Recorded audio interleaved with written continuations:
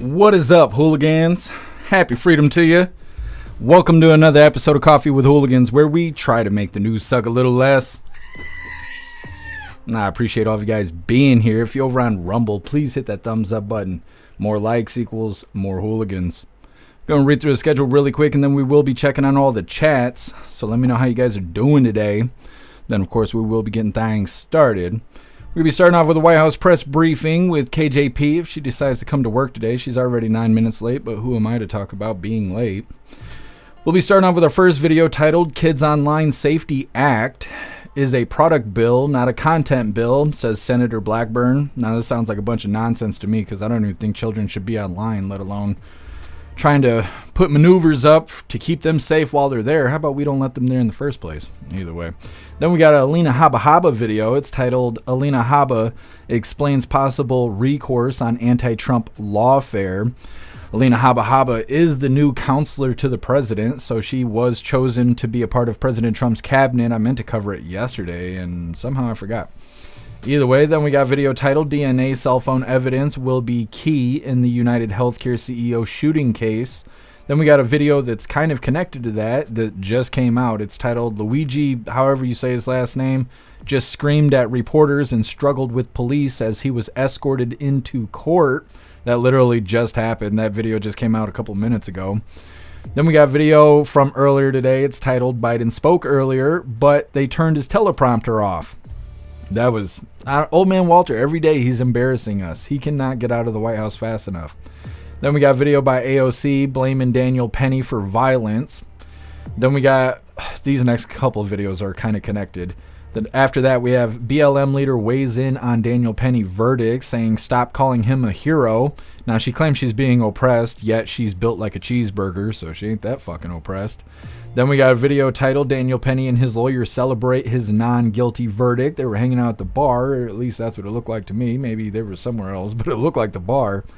Then we got a video titled No Justice, No Peace. Daniel Penny protests march through New York City streets. We're just going to skim through that video. I was looking for lives yesterday. There was no lives on protests, so this just happened without anybody knowing. If they don't televise the revolution, nobody's going to know that it's happening. So I don't know what the fuck they're doing. Wasting their time, I suppose. Then we got a video by Tom Homan. It's titled Tom Homan Explains Day One Agenda. And then the last little bit of our news is titled No, the President Cannot End Birthright Citizenship by Executive Order. Now, that doesn't mean that he's not going to get the job done, but lefties out there crying really hard about what's coming in the future, this mass deportation. Then we got two funny videos of the day. First one's titled When You Have Kitties But No Titties. Then our official funny video of the day is titled When You Leave Men Alone for Too Long. All of that's coming up next, but first we're going to read through the chat, see how you hooligans are doing today. What is up, everyone over on jeffmaclive.com. What's up, Russell? What's up, Zero? What's up, Alistair? What's up, Hair Juicer? What's up, Nefties? What's up, Matt? What's up, Guessum J? Happy freedom, you hooligans. Appreciate all of you guys being here on the website. And what is up, everyone over on Rumble? Ghostly, you were first today. And I appreciate you racing to the chat, Ghostly. What's up, Puffin Stuff? What's up, Sawdog? What's up, MU? What's up, Disco? What's up, Kevin? What's up, Madline? What's up, Elder Zoomer? Happy freedom, you hooligans. What's up, Tony Rez? Happy freedom to you. What's up, AR16? Appreciate you sliding through.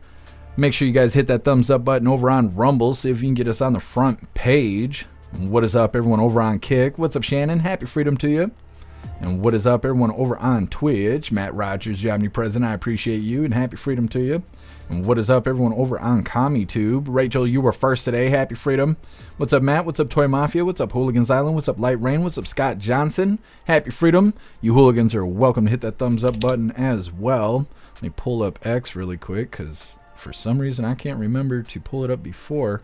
What, are we not live? We are live. Something weird is going on X. They used to light our profile picture up when we were live. Am I being shadow banned on X? I wouldn't be surprised. Either way, KJP has not come to work yet. Like I said, she was supposed to be live 13 minutes ago.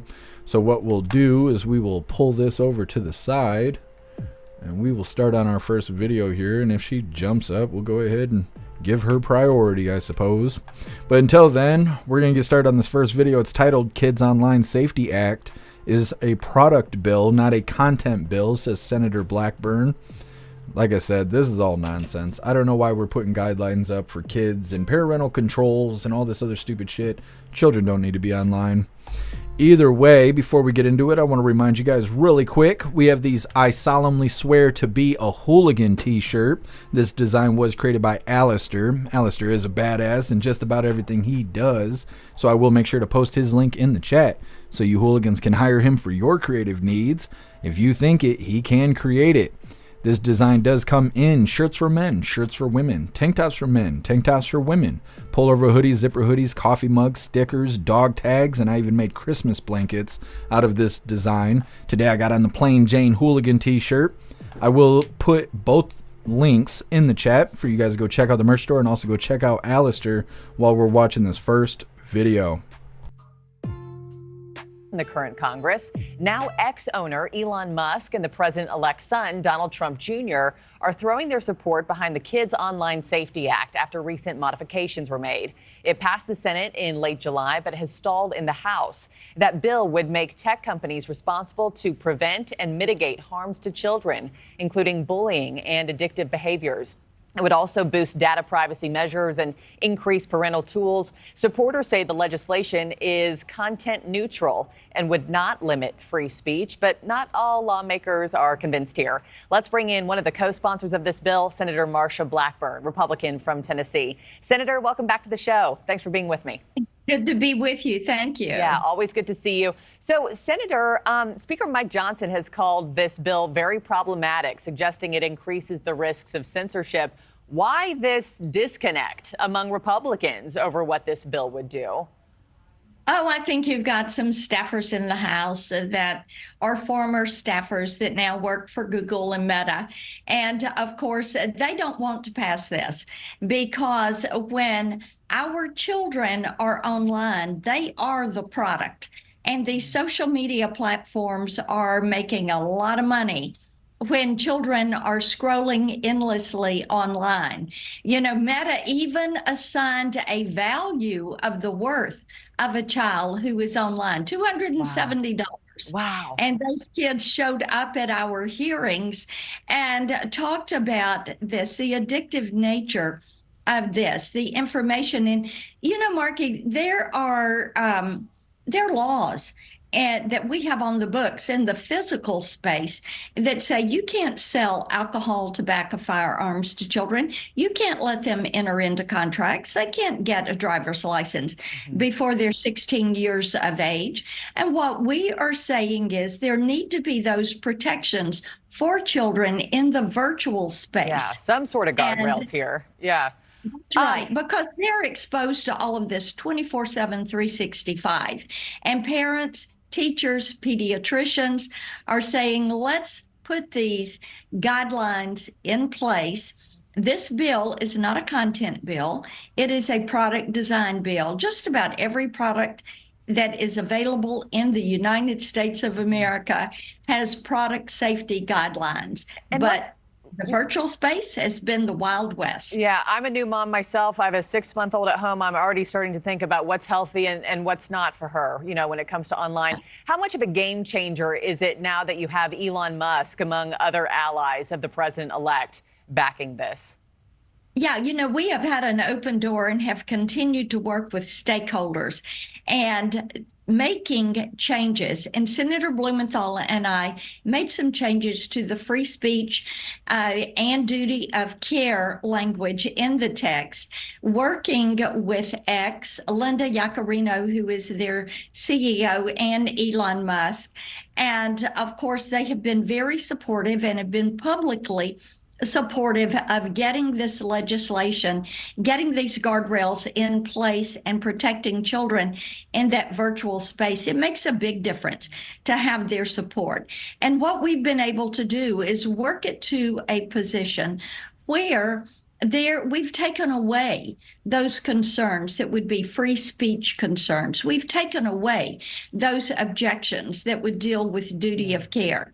And this bill needs one more vote in the House. I would encourage Leader Scalise and Speaker Johnson to look at the revisions and to put this on the floor Pass it today. The votes are there. It could go by suspension. Well, I know you're pushing hard for that to happen. We're following it from afar quite closely. Senator Marsha Blackburn, I always appreciate your time on the show. Thanks for watching, everybody. Go to Well, the intentions sound good, but I think it's all a waste of time and money. Why let children online at all? Like I always say, you wouldn't let your kids wander around the bar and meet strangers. So why would you let them online? It's not any different. It's really not. It is not any different. It's like, well, let's let kids into the bar, but we'll make a bunch of rules that everyone has to follow just so we can keep kids in the bar. How about we just kick kids offline? How about that? The internet's no place for children. It's hardly a place for adults. There's adults out here getting scammed left and right, getting their bank accounts taken over by clicking suspicious links and all kinds of stuff. We're going to let children play online. Might as well go let them play on the freeway. Just go ahead, give them a ball, and just drop them off on the side of the freeway. There's no point in letting kids online. So, like I said, the bill sounds like a good idea on paper, but it's nonsense. Really, what I think it is I think it's just censorship. This is what they went after the CEO of Telegram for. And who knows what's even happening that, because there's no follow-up with it. They detained the CEO of Telegram, and that was the last we heard about it. Who knows if he's even still alive. But they went after him because he didn't create enough ways for his community to report each other or to flag each other's posts and stuff like that. So people were able to get away with criminal activity on Telegram, and he didn't provide ways for that to be stopped. He didn't lift a finger to stop it. So now he's being held accountable for what his users are doing on his platform. Well, that's what they're talking about with this bill, is they're trying to create ways on social media, more ways to report each other's accounts, to report content, to take down videos, to do things like that's just censorship. That's all it is censorship. There ain't too much more structure you can add to being online other than reporting people's content and their accounts. And we don't need more of that. We already see people being censored because of these tools being misused. How about we don't let kids online? How about that? Like, that just makes way more sense. But either way, something's going on Capitol Hill. Next up, we got Alina Habba explaining possible recourse on anti-Trump lawfare. Of course, she's going to be talking about how she is the new counselor to the president as well. It's coming up next, but first we're going to read through the chat, see what you hooligans think about this bill that they're talking about passing. On top of that, we'll put KHAP in the background just in case she decides to come to work today. But either way, we're going to read through the chat. All right, sounds good, Snooks. Zero, the road to hell is paved with good intentions. Yeah, that definitely applies here.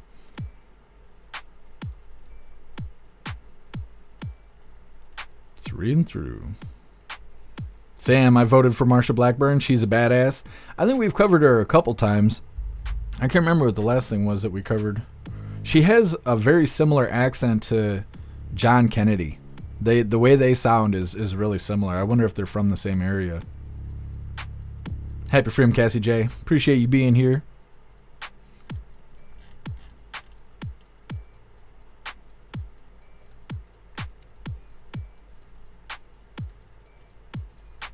Shroomish, more Alina Habba. She's coming up next. Unless KJP comes to work, but we'll see. We'll see. Mr. Binu, you got to teach your kids right from wrong, not block them from things. Well, yeah, but like I said, there's even adults that don't know how to use the damn internet. I think using the internet is a little bit more dangerous than doing right from wrong. Again, if you taught your kids right from wrong, does that mean it's okay for them to be in a bar? Probably not, right? Probably not. Because there's certain things you can't really control, like other people's actions, being manipulative and stuff like that. A child's perspective is, only so much. It's hard for them to grasp the way of the world. So to let them online where there's cyber criminals and pedophiles and stuff like that, I don't know. I think online's a dangerous place. I will heed your warning, Kevin. Thank you for letting me know.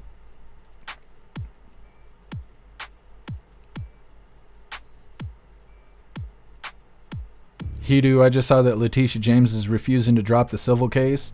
What is the civil case? What is that? What are you talking about, Hidu? What's up, Addie Walker? Happy freedom to you.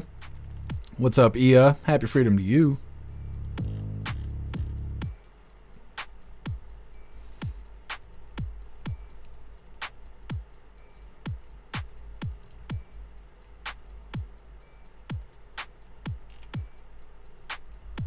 What's up, Hurley Girl? Happy Freedom. What's up, Tony Rich? Appreciate you being here. DM, I love Marsha. What else has she done? I don't remember what we covered her before, but I can't remember what the last thing was that we covered with her. What's up, Visions? Happy Freedom. What's up, Cheeky Chops? Happy Freedom to you. What's up, Gen X? Appreciate you being here. Light Rain, she's never been on time in her life. Nah. And KJP's at the end of her little press secretary career, so she ain't got to worry about being on time much longer. Zero, I like Marsha. She never given me a reason to not trust her. Yeah, Zero. Sam, Marsha's in Tennessee. Where is John Kennedy from? Is he also from Tennessee? Matt, isn't the civil case the money to the crazy-eyed lady? I'm not sure, Matt. I am not sure.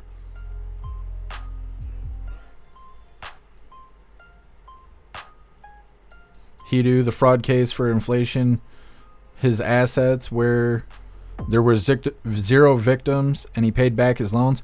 You're talking about President Trump's fraud case? Interesting. I will have to look into that. Well, we're going to get into our next video here because KJP is taking her time. We got a ton of videos to cover. So like I said, we're going to get into this next one. This is Alina Habba. It's titled Alina Habba. I want to say it twice. Alina Habba explains possible recourse on anti-Trump lawfare. Like I said, she will also be talking about how she is now the new counselor to the president. I meant to cover a video on that yesterday, and somehow I didn't. I forgot to put it on the schedule. Either way, hit that thumbs up button over on Rumble, and let's get this rolling. Alina Habba was just named counselor to the president in the incoming Trump administration, and she joins us now to talk about that. Alina, good to see you again. I heard Trump doesn't like being surrounded by a lot of smart women. You just got a new job. Tell us exactly what you're going to be doing. Oh, loaded question. I'm so excited. I effectively get to do a lot of what I've done, which is to help the American people, to be there for President Trump, and to help with issues like policy and the things that are near and dear to me and the president, which are America First policies and making sure we get this country on the right track. It's going to take all hands on deck, Rob, as you know, because we've got a lot to fix from the last administration. But it is truly the honor of a lifetime, and I'm so grateful and excited to work for the American people. Yeah. You know a thing or two about Alvin Bragg. Alvin Bragg had a terrible day today, and I hope that it moves a lot of people toward this man needs to go, and we need to inspire New Yorkers to get rid of this. What we saw with Trump, what we've seen now. This is somebody that has a love for criminals, hates the good guy in most cases, and is just so corrupted. His mind is so corrupted.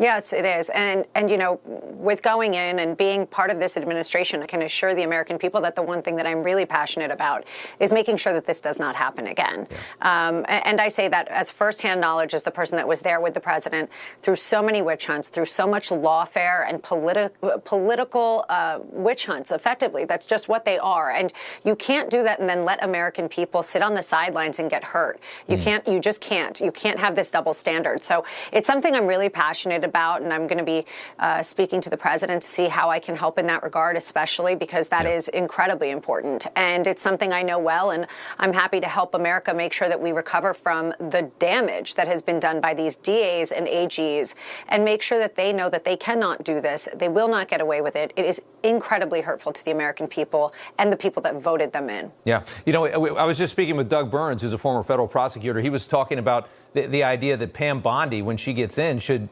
look into these prosecutions of Trump, these at the state level. Take a look at these investigate these people that have done this to him. I mean, we know that there's obviously connections. We know that, and Trump talked about on Meet the Press, that I think the number 3 at the DOJ just leaves his position and comes to New York to work for, Letitia James. You know that there were big meetings between the team in Atlanta and Fulton County with the White House.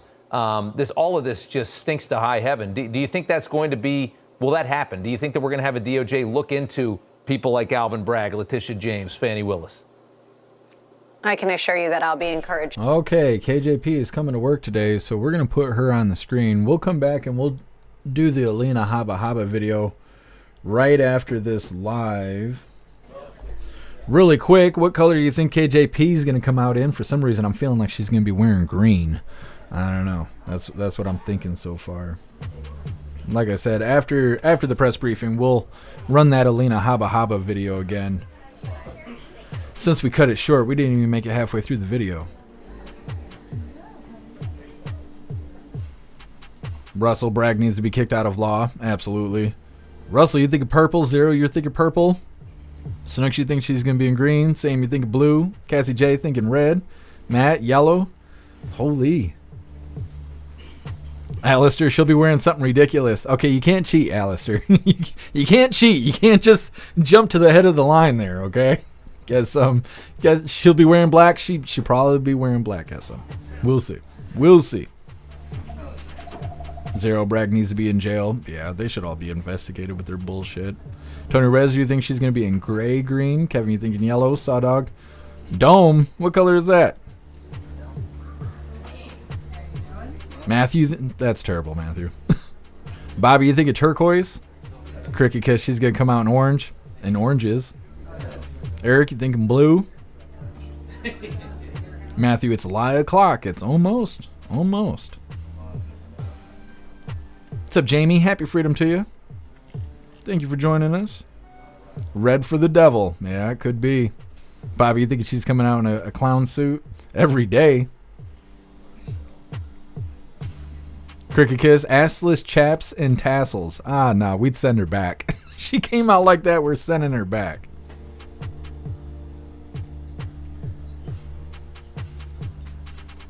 What's up, Zeus Boot? Happy freedom to you.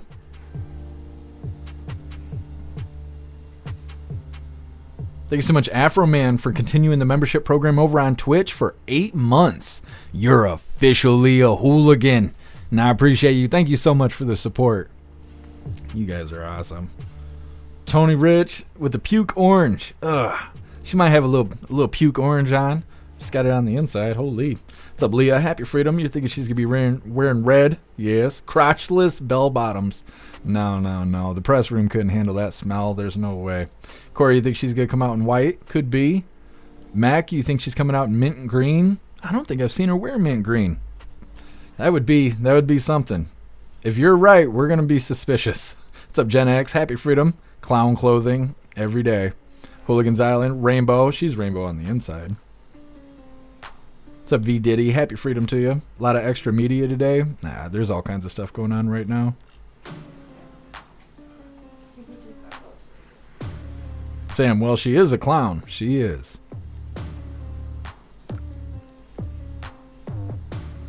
Guess you put KJP over Alina Habba. So if you were in bed with Alina and KJP walked in, you'd stop? Guess I don't kiss and tell. I don't kiss and tell. Guess she's gonna come out in a black strap on. I don't know.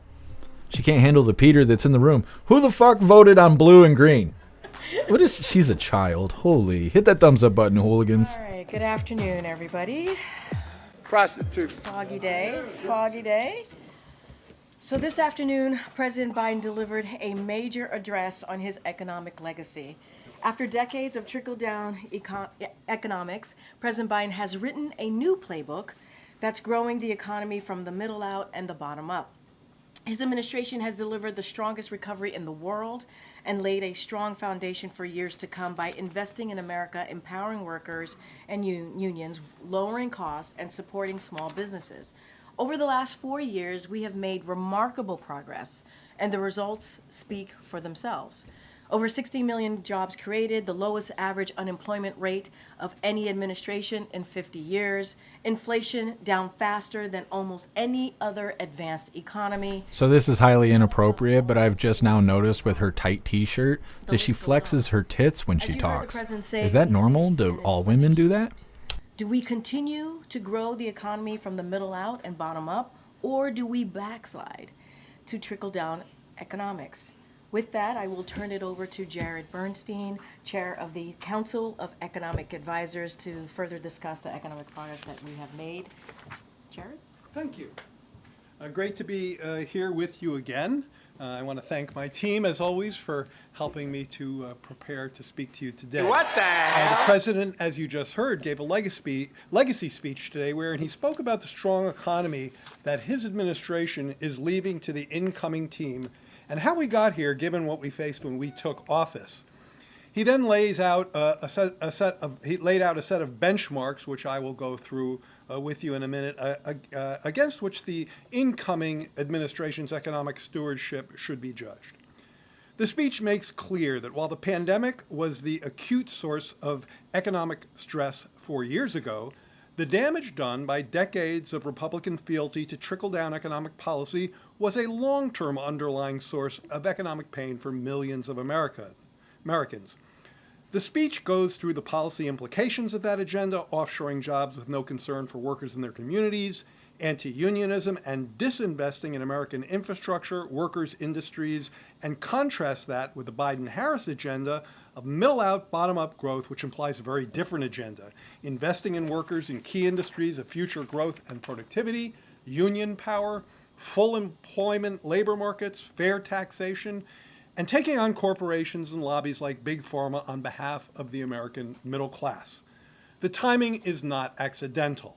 As Corrine said, a quote from the speech, "With the outcome of this election, we face an inflection point. Do we continue to grow from middle out and bottom up by investing in all of America and in all of Americans, supporting unions and working families, or do we backslide to an economic theory that benefited those at the top while working people in the middle class struggled for a fair share of the growth?"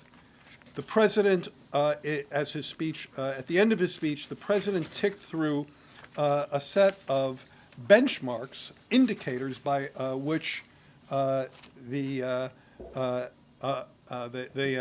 conditions of the current economy that the incoming team has inherited can be assessed and judged. 16 million jobs with a manufacturing and a construction boom. In 4 years, we'll know if that job growth and booms will continue or not. Historic lows in unemployment, record new businesses, significantly closing the racial wealth gap, more people covered by health insurance than any time in history. Our tax code is fairer. We've gone after concentrated corporate power, and in 4 years we'll know if this power goes back to big corporations or not. Let me end my introductory comments today with a little bit of a reflection on the economics, speaking as the chair of the CEA, of the economic theory behind what the president talked about in his speech today. I should say the economic theory and the economic outcomes is as far from just a theoretical or an academic exercise. The president talked about achieving a soft landing, and this is the idea of considerably lower inflation without giving up much on the economy's demand side. That is, lower inflation without higher employment. As you know, many economists told us we couldn't get there. We'd have to have a recession to have as much disinflation as we've seen. In fact, that did not occur. And one of the reasons it didn't is because the job market, I heard the president mention full employment a couple of times in his speech today. The job market has stayed uniquely strong for uniquely long. And that's given workers bargaining clout along with his union agenda. And so as prices have come down, as inflation has come down, and wages have gone up, we've had real wage gains now for about a year and a half on a yearly basis. Last seen 1.5% real year over year. That's real. That's a considerable pace of real wage gains. This helps support strong consumer spending, and that's been a core factor keeping this economy moving forward above trend growth rates, and leading to a situation that you heard the president talk about today where the U.S. economy really is the envy of the world. And I say that as someone who recently came back from Europe, where I was frequently accosted by people who wanted to just talk about how we've achieved the innovation, the productivity, the persistent full employment that we have. That's the consumer side of the story, the consumer spending side of the story. It's 70% of our nominal GDP, so it's extremely important to keep the economy moving forward. But I often think of consumption as today's story and investment as tomorrow's story. I like how he smiles while he lies to us. That was so important and so compelling, especially given the fact that many of these benefits are going to unfold 2, 4, 5, 10 years from now if the incoming folks nurture the seeds we've planted. Lying makes you take weak. them out. This investment agenda has the potential and is already transforming economic growth, production, innovation, building up new domestic sectors in this economy in the area of clean energy, battery production, chips, and that kind of investment agenda, that speaks to future growth rates. That speaks to future opportunities. That speaks to future productivity growth. Now, we've already, as the president said in his speech today, there's been $1 trillion of private investment that has flooded into those sectors, into clean energy, into semiconductors, into providing infrastructure for this country. All of that, again, is a complement to the consumer spending side of the agenda, the soft landing agenda that sets us up for a future based on the kinds of investments the president talked about today. With that, I'll turn to your questions. Good to see you, Jared. Thanks for doing this and subjecting yourself to all of us. One of the benchmarks that President Biden didn't mention in his speech was the U.S. budget deficit, which is closing out the fiscal year last year like above 6% of GDP. Look at the woman sitting next to him just looking lost. As an inheritance of the incoming administration. The president spoke about this a bit in the speech in the context of doubling down on the TCJA tax cuts, of course, most of which expire at the end of next year. And he talked about I think he mentioned $5 trillion in deficit-financed tax cuts if Republicans fail to offset that. I think that stands in stark contrast to the budgets that we've passed that have the most recent one with $3 trillion of deficit reduction. So the first point is that if you look at the fiscal outlook that we've tried to craft in our budgets, now obviously we're not able to get those through Congress, but we certainly, that's what we've been fighting for. They're characterized by significant deficit reduction and a great deal more fairness in the tax code, which is something he talked about today. So I think he correctly took a stance that the full extension of the Trump tax cuts would be both significantly damaging our fiscal outlook and even worse, creating more unfairness in the tax code and increasing after-tax inequality. In terms of whether 6% deficits are sustainable, I think that when we, what you really want to see, it's I think it's hard and probably not that advisable to say this number is okay and that number isn't. Once you get to this level of debt to GDP, you're in trouble. Once you go over it, the markets don't really work that way. Given the extent of the debt that we face so far, we still have very successful auctions to explain, what I'm talking about. But I do think that what you want to see is when you get to a full employment economy with above trend growth, you'd like to see that number coming down. So I think it's much more of a delta story. You'd like to see that number coming down, and one of the reasons you don't is because decades of trickle-down economics and Republican tax cuts have severed the linkage between strong economic growth and revenue flows to the Treasury. We've tried to correct that in our budgets, but the politics have blocked us from getting it there.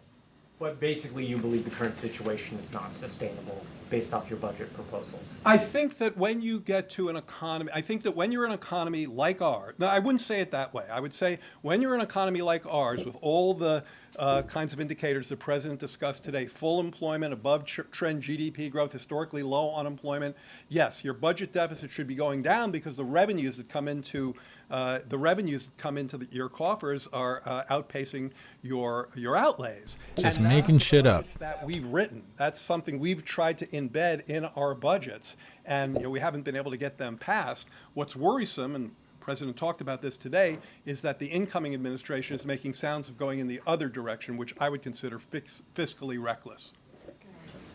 Jared, it's been a little while since I've seen you, so I want to ask you a question about the speech and the context for it. I mean, so many voters cited inflation and just their pessimism about the economy in exit interviews as we were watching the election. So what is the what is the purpose of sort of going out and saying, well, we did all this right against that backdrop? It's kind of like water under the bridge, right? You know, sort of your account of the economic progress is against the backdrop of people having said, no, that's not what we want to do. Well, as I tried to express in my topper here, in my introductory remarks, the purpose was really twofold. One was to lay out a set of benchmarks. I mean, I think the president quoted Reagan in the speech saying sometimes facts can be stubborn things, but they are facts. So lay out a set of facts that are unequivocally correct about above trend growth, trending at 3% on real GDP, lowest average unemployment in 50 years, 16 million jobs, and so on, real gains in average income of $4,000 since we got here. Lay down a set of facts, benchmark 20 million new businesses, small businesses created. Lay down a set of benchmarks against which the progress of the incoming administration should be judged. I mean, this is the incoming team, in no small part, ran hard against this economy, and so it's entirely possible that in some short amount of time they start making very different sounds about how they own. Please just go the fuck away, dude. Be sure that we set down the benchmarks that the Biden economic agenda delivers. His little flowered up speech isn't doing shit. He needs to just go on somewhere. We certainly didn't get there with trickle-down economics. We got there with the new playbook that Karine and I referenced, and that's a playbook that invests in American workers. It invests in American bargaining power. It believes in union strength. It believes in fair competition. It believes in fair taxation and a more reasonable fiscal outlook. It believes in pushing back on concentrated corporate power. All of those parts of the Biden economic agenda got us to where we are in terms of the positive indicators that we had in this, that we outlined today. Now, at the same time, nobody is denying the inflation that you asked about, and in fact, the president hit that head on in two ways. One, first, he talked about our efforts to get inflation down. So remember, in mid-June, you saw inflation peak, and after that, it turned around and came down pretty quickly to now it's within target. It's close to the Federal It's Reserve, bullshit. a target rate, and that's why you see them cutting rates. And so how did we get there? Well, we did a great deal of work on trying to unsnarl supply chains. The president talked about his release of oil from the strategic reserves, and of course, a full set of cost-cutting measures going after junk fees, healthcare, and so on. The incoming administration has talked Wait a minute, the oil reserve that he depleted? Directly raise costs, not to mention adding a set of sweeping tariffs that would act like a national sales tax, pushing the wrong way on inflation. So it seems to us entirely important to reference all of those developments in this case. Can I just follow up? So, given that there's this lag in the economy, like something happens and then there's a lag when you see the effect, how long will it be before, say, Trump's tariffs sort of make themselves felt? Because I think the White House itself looked at the possibility of repealing or removing the U.S.-China tariffs to sort of address inflation and realize there would be only a very modest impact. So, okay, so first of all, what's your sure, I can prediction give for you the some lag, economics on that and the lag structure. First of all, it's really important in this conversation to distinguish between targeted tariffs that are designed to protect American industry and American taxpayers' investment against unfair overcapacity trade practices of the type that China has engaged in, with sweeping tariffs of multi-digit % tariffs on everything coming in from Europe and China. Totally different worlds. The first protects American producers. The second hurts American consumers. How quickly does that happen? Quite quickly. So let's talk about how a tariff works. And again, I think we've gotten some misguided explanations in this regard from the other side. The other country doesn't, the exporting country doesn't pay the tariff. Technically, the tariff is paid by the importing company. It's paid upon customs receipt by the importer. Now, that business then typically pushes that tax or tariff forward to their consumers. And that's why studies have shown that fairly quickly, I don't want to cite a number, but I think it's months versus, I don't want to cite a time period, but I think it's more months than quarters. So pretty quickly, I think we've seen in the past. Oh, it's a good example is the washing machine tariffs. That they hit very quickly. I think it was a matter of weeks or months before we saw the price effects on washing machines and on dryers, American dryers, even though they weren't tariffed. So the price effects work pretty quickly. Thank you. Thanks, Chair. Hi, MJ. Hi, nice to see you. Over the last year or so, I think we've all seen you field a lot of questions about this disconnect between what you describe as a strong economy versus the people's generally pessimistic economic outlook. I just wondered, and it's related to the last question, what would you say is the reason that there wasn't enough of an improvement in people's economic outlook by Election Day? I assume you've had some time to reflect on the results of the election. It seems clear, if you look not just at our election, but at elections and approval ratings across the globe, that not just inflation, because by the time the election came along, inflation was back down within distance of 2%. So it was back down close to the Fed's target. So not inflation, but the price level, the cumulative impact of inflation. So the fact that people could still remember what things used to cost, that was a force that really whacked. And people can still remember what things used to cost. What the fuck are you talking about? Powerful force. Now, look, from our perspective, we need inflation's back down to where the feds like it, but not back down to where it was when Trump left office. We'll never be able to acclimate to the higher price level unless inflation comes back down to around 2%. And that was behind our work on unsnarling supply chains, which became very important in this space. One of the graphics that I like to tout from our CEA team is if you look at supply chain measures of stress, which go way up and way down in the pandemic and post-pandemic, and you plot them against commodities goods inflation, they track each other very closely with a bit of a lag. And so getting inflation back down to target was very much an important part of agenda. But that just means prices are rising more slowly. It doesn't mean they're falling. And in fact, to have a broad decline in the price level, you would need a deep recession that nobody wants. So what you need to happen is for incomes to catch up. Now, those dynamics were happening. They were occurring. And I've spoken about this from the podium before. I theorized, probably a couple of years ago, and one of my colleagues and I are trying to write an academic paper. Why is he so damn chipper while he's talking about nothing? Down, you think it's to help sell the bullshit? I wish he'd just go away. I'm ready to smell KJP's stinking ass breath. Be very much aided, and in fact was essentially, it had to be aided by rising real wages or incomes. Eventually they'd start to get acclimated and to feel better. And what's the word I want? Sort of a trivial example of that is, when I started driving, gas was 60 cents a gallon. But I don't walk around annoyed that gas isn't 60 cents a gallon because, while prices have gone up, incomes have gone up more. That's where we are. Inflation is back down. The price level remains too high from the perspective of consumers and voters, and that's partly, big part of the answer to your question. I sense you want to say something else. This long memory that he just said the quiet part out loud. Price levels. I mean, do you feel like you, the president's economic team, the president himself, could have done anything differently over the last few years to better address that, better, sort of meet people where they are? I mean, you've known that is where people's heads have been at for a while. The question of could you have done something different and better, I always feel like, sure, you could always, nobody's perfect and you can always improve on what you did.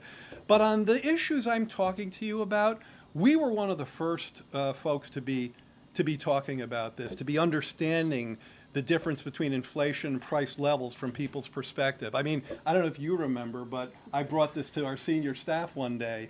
I brought this, I think it might have been the only time I did. The difference between inflation and price levels. It's different now. They're not the same thing. Inflation is some mysterious magic out there in the world now. And economics doesn't think that much about the price level. It thinks a lot about inflation, and not at all a critique of the mandate of the Fed. That's the congressional mandate and the one they follow. But it's full employment and stable inflation. So, and you'll hear Chair Powell talk about that I recognize the price level is a stress to people, but my job is to get inflation down.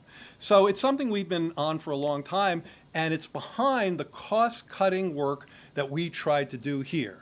We cut costs in healthcare. The president talked today about junk fees. You saw the energy results from the SPRO release and so on. We tried to get a lot more competition going in the grocery sector, where there's definitely not enough competition, leading to pretty high markups and profit levels that we've talked about and used the bully pulpit to convey our concern about.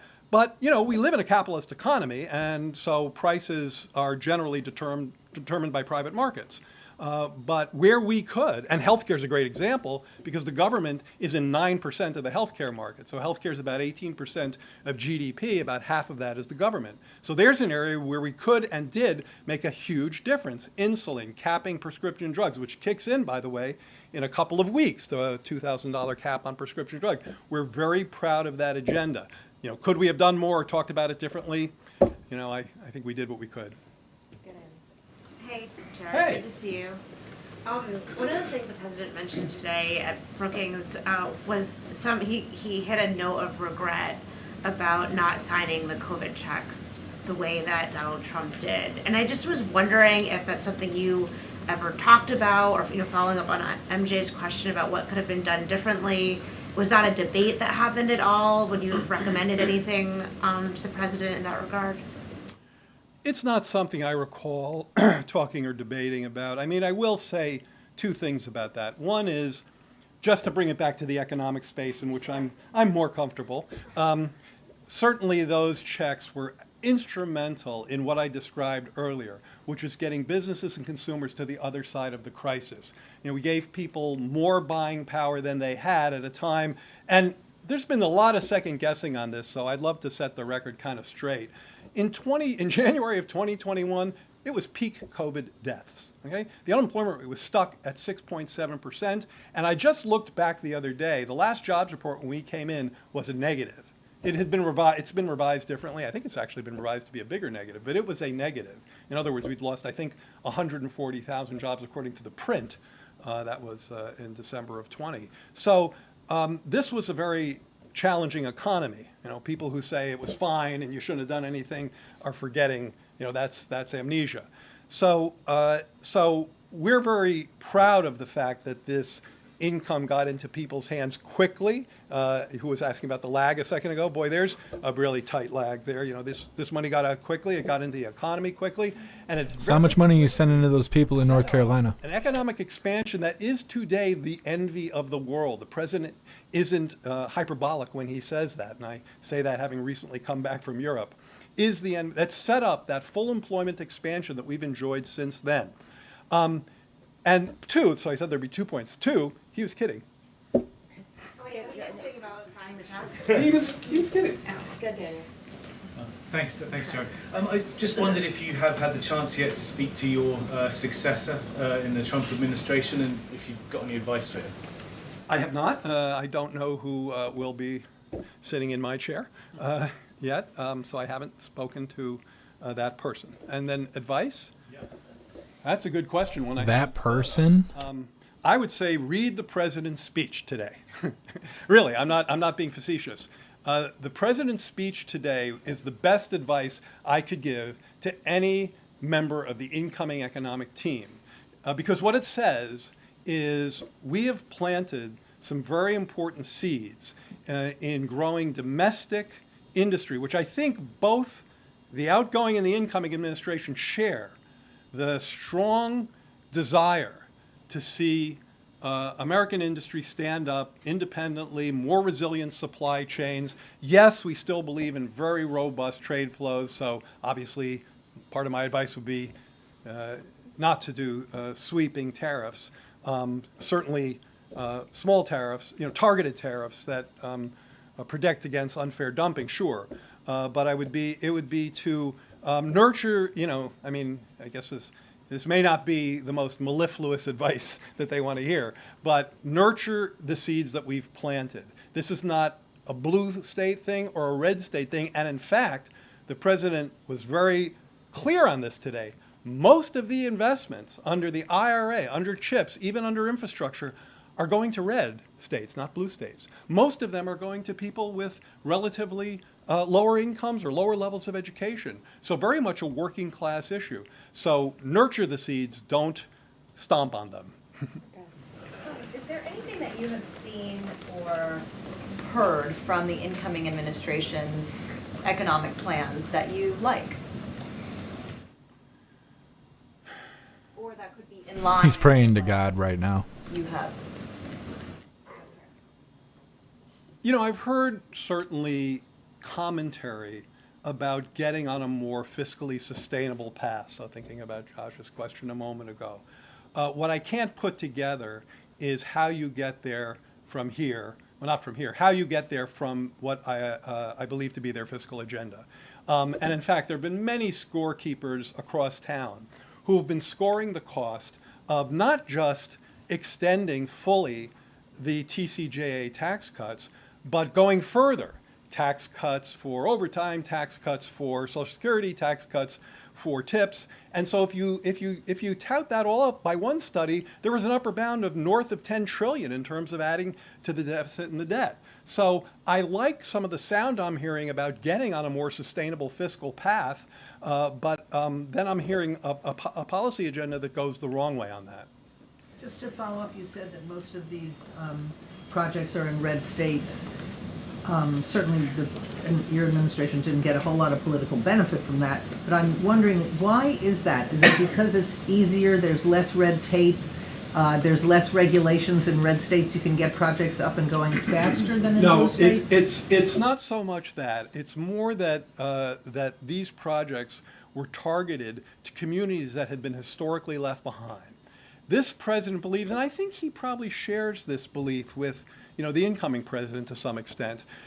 This president believes that while there are absolutely positive attributes to globalization, the idea that globalization didn't leave behind American communities and didn't hurt anybody and uplifted everybody is clearly wrong and even bereft. I mean, to blithely say, here's another trade deal, everybody's going to love it and be fine, is just denying the impact of the China shock and the hollowing out that happened to the very communities we're talking about. So these plans were designed in part to disproportionately send their investments to communities that had been hollowed out and left behind. Energy communities, communities where anchor factories were lost, and that's behind where those investments have flowed. But a lot of battleground states were deindustrialized and left behind. Well, put projects in there. Why red states is what I'm asking. No, go to investment.gov and you'll see that there are lots of projects there too. So it's not that 90% were in red and 10 were in blue. I don't know what the division is, but I think it's probably fairly close. It's that a lot more were, when the president talked about this today, he framed it as like, this may not, some may look at this and say, this is not my greatest political move. That's not where he's coming from. When he said, I'm president for all Americans, he meant it and he over-delivered. Yeah. Hey, Jared, thanks for doing this. I have a question. Ha! That's a good one. Biden built the speech this afternoon as about an economic playbook, something that is successful and should be replicated. But it didn't have a lot of electoral success, and it didn't, in the minds of voters, as other folks have said, they don't see it as a success for them. I just wonder what gives you or what gives the president confidence that this should be or would be replicated. So here you have to, it's a totally fair question. Here you really have to get under the hood, and I've done this. If you ask people what they think about paying $35 for insulin versus $400 a month, it's not going to surprise you that polls somewhere between 80 and 150%. I'm making the second number up, but it polls north of 80%. If you ask people how they feel about an infrastructure project that restored a bridge in their area, again, you get approval numbers in the high 70s and high 80s. If you ask people, and now I'm talking about Democrats and Republicans, how you feel about this new computer fab that's going, microprocessor chip fab that's going up in your town, in your area, that's going to provide thousands of jobs building these fabs, which are 3 football fields long, and lots of jobs staffing them, jobs that the president today said can pay up to $100,000 for a non-college educated person. Not only are they going to say, yes, we like that, but a number of Republicans, I think a double-digit number of Republicans, have sent notes to the incoming administration saying, don't repeal that stuff. So part one, get under the hood and look at how people feel about many of the actions that the president talked about today. Part two, which I'm not denying the premise of your question at all, it gets back to inflation. And I probably haven't said enough about that today. I talked to MJ and others about the difference between the price level and how, if you remember what things cost, that really sticks in the craw of many in the electorate, not just here, but globally. But this inflation was a global inflation, so let's not forget that. In fact, cumulatively, we have good scatter plots on this in our forthcoming economic report of the president. This inflation cumulatively was about the same in the U.S. as it was in Europe and G7 countries. Where we stand out from the pack is not in cumulative inflation, it's in growth, it's in productivity, it's in innovation, it's in job creation. And so that's an important part of the puzzle too. Thank Just you for go being here. away. I just want to ask you, a lot of this has been sort of reactive to the new administration that's coming in. The president-elect posted in the course of the last hour, as we've been gathering, that any company or person investing $1 billion or more into the country will receive fully expedited approvals and permits, including environmental approvals. Is there any consequence to something like that? Maybe this is a question that's more about the environment more broadly, but economically, is there any reason why this should be something that's reconsidered against tough scrutiny? I would hesitate to respond to a tweet from the incoming president just because I'd like to know more about what he's talking about and whether that's something they're actually planning or something. Fair, that's all we know about what he's talking about, Right. but that's fair. So I probably wouldn't say much about that. I will say the following that speaks to that a little bit. I keep flacking our forthcoming book. So in the economic report of the president, out in a few weeks, one of the chapters in that, it's not like we make any money. It's just point and click. So it's this is just intellectual sharing. We've had tremendous foreign direct investment, and yes, we've definitely tried to make clean the brush out. So there's to help diminish the burden from permitting and things like that. And there's more to do in that space. And I think there are members of Congress. That is, I believe, a bipartisan issue that we could be working on. So if the Trump team is serious about trying to clear some of that brush, sure. But one thing I hear too often from him and them is, without regard for any impacts of some of the guardrails that are there for a reason. So that's why you shouldn't really just respond to a tweet. You need to look at what's the impact of taking down guardrails that are embedded in that tweet, but not realized, not recognized. But without, even with the current situation being as it is, we've had tremendous inflows of foreign direct investment. I mean, TSMC, as you well know, I suspect, is building plants and already testing chips, and I think quite successfully, in their fabrication plants in Arizona, I believe. And of course, across the country, we've seen these. Holy shit, they're going to have to pull this guy off a stage. He's never going away. The foreign direct investment charts, they spike up like that. We've certainly seen. I think they gave him one of Biden's injections. Investments in manufacturing facilities in this country. We recently hit a peak in the contribution of manufacturing facilities in this country. Its contribution to GDP was recently the highest it's been since the early 1980s. So that's not just domestic investment, that's global investment. We're very proud. We don't care about global bullshit. We care about America. Last question. Thank you. So, I guess more broadly, the audience for the address today, was it, like you said, just for the American people to know sort of what you were and kind of how to judge the next 4 years, or is this kind of a call to action for members of Congress, for Democrats to think before maybe they go along with some of these policies legislatively?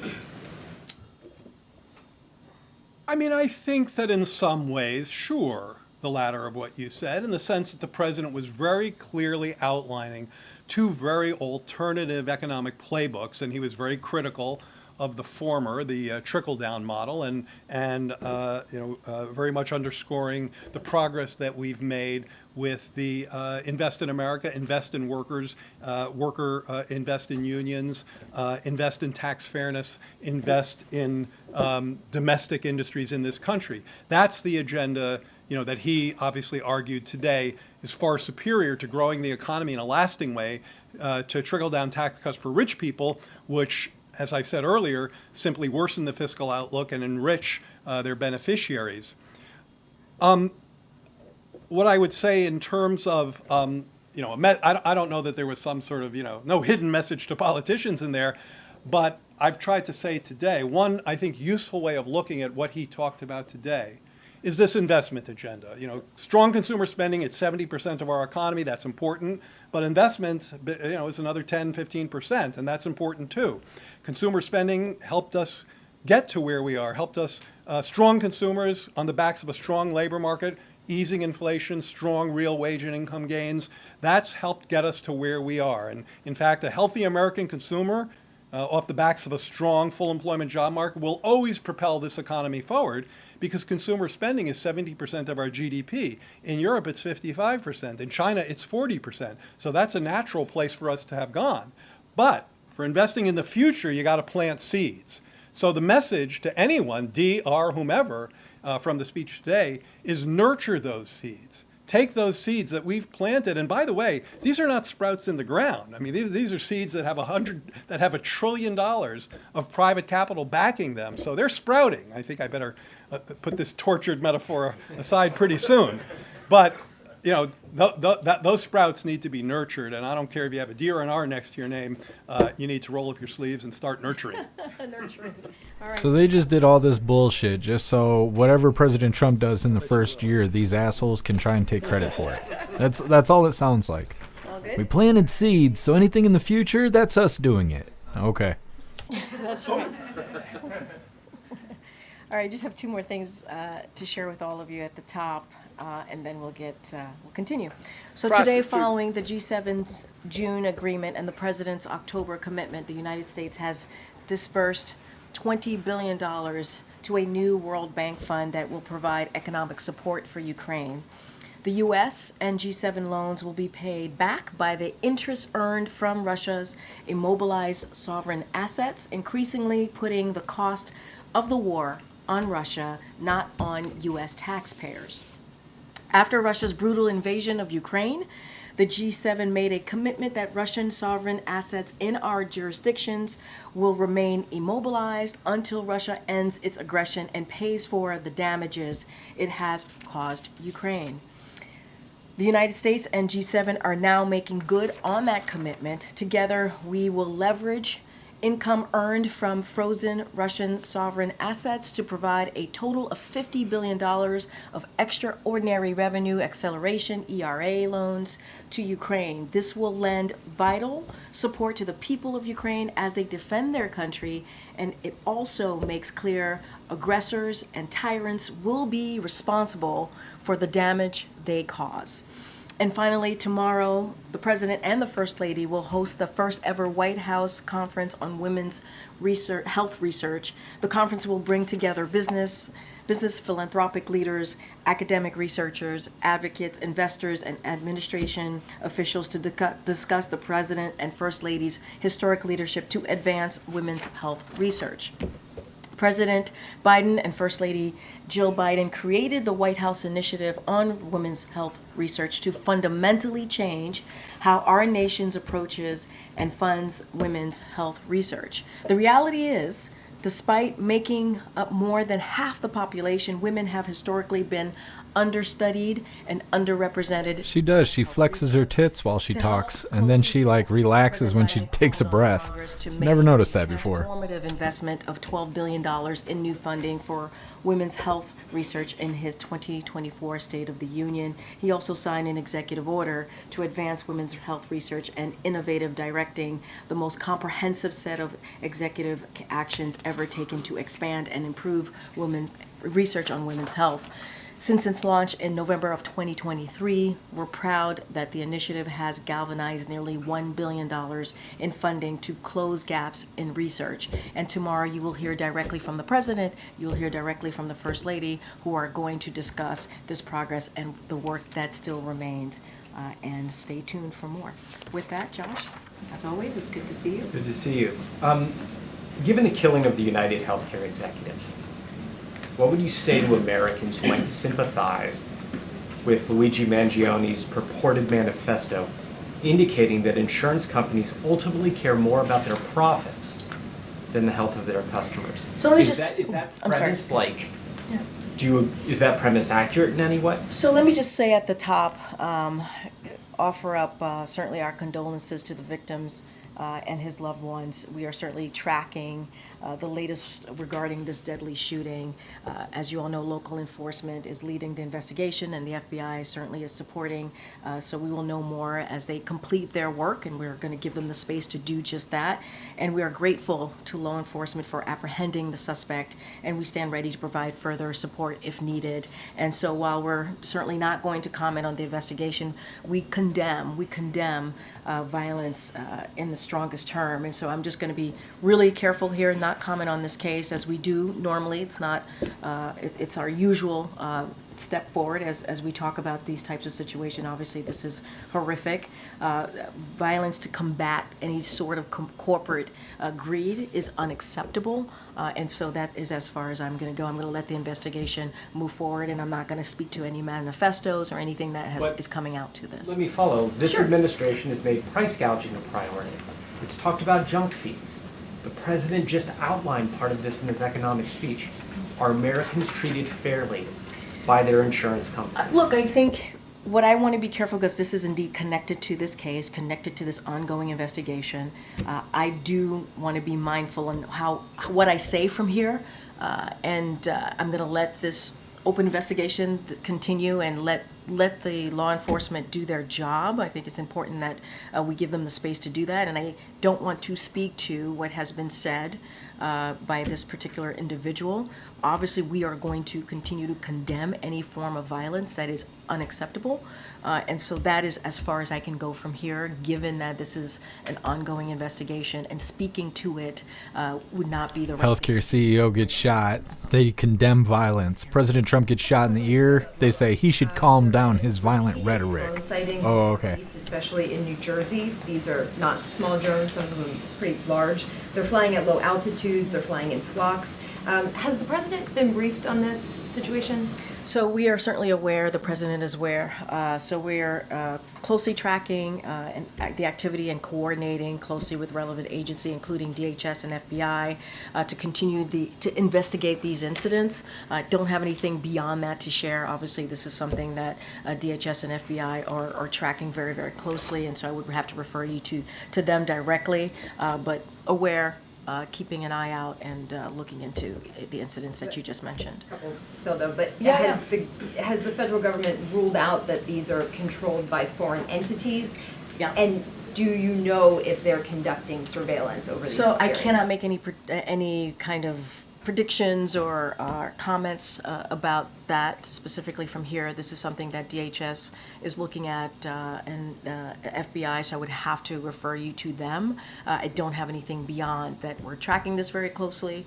Obviously, we're all aware of the incidents that have been reported. I'm not going to go into what they could be or could not be from here. That is something that obviously is being looked at as those respective agencies that I mentioned. When was the president president briefed on this? I don't have a timeline, but he certainly has been made aware of this. And the New Jersey governor said, it's frustrating that there aren't answers about where these are coming from, and that people are very concerned about this. What's the White House message to the people up there who are frustrated that there isn't any information right now? And obviously, we hear them and we understand that. We are closely tracking this. We are monitoring the incidents that have been put forward and certainly made public. And we have two agencies that I've already mentioned that are looking into this, working closely with folks on the ground, trying to get to the bottom of it. I don't have anything more to share beyond that.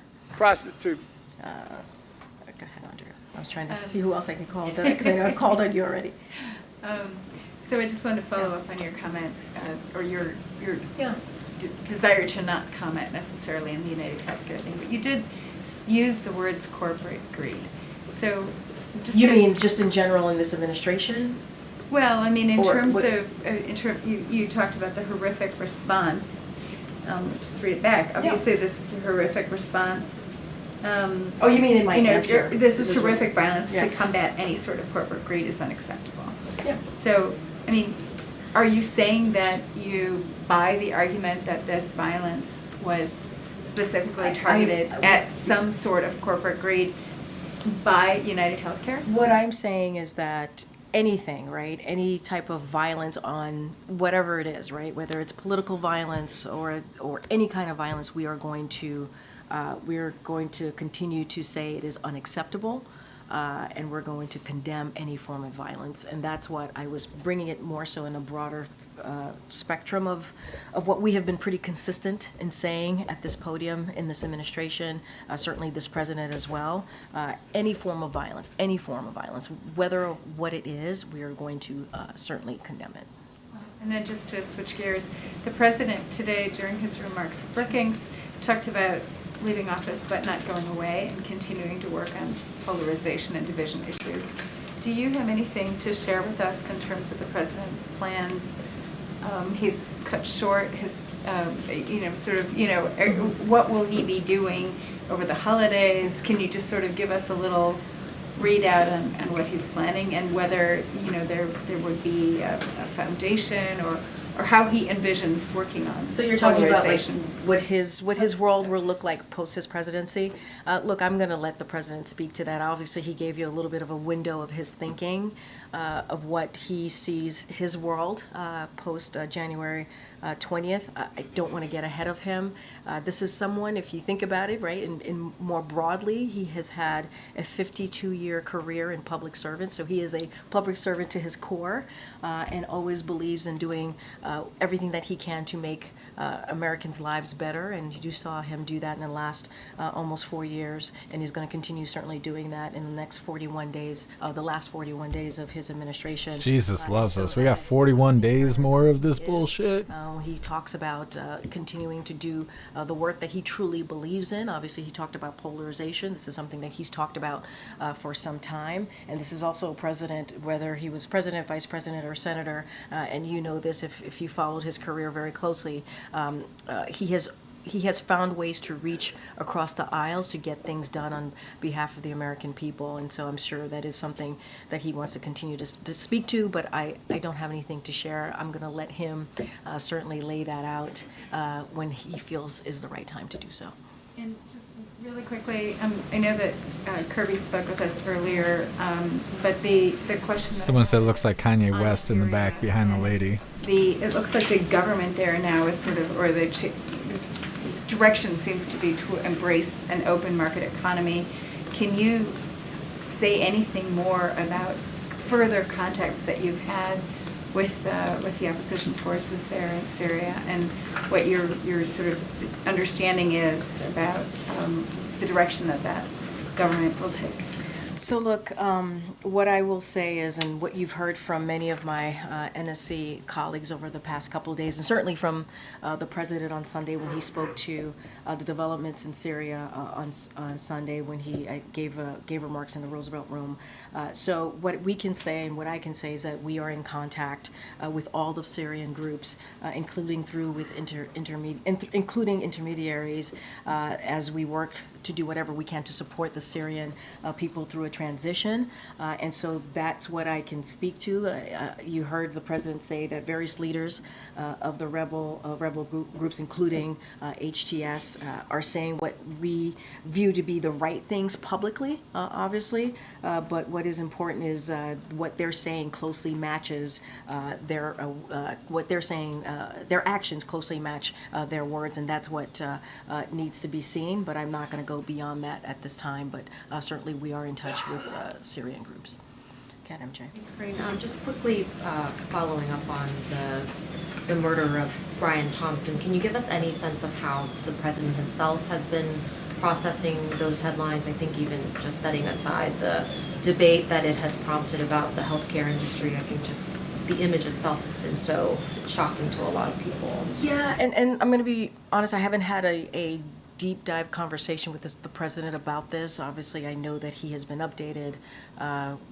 Certainly have talked to him about what has been reported, and he's been updated by other senior members of his team. So haven't gone into the images or anything like that specifically.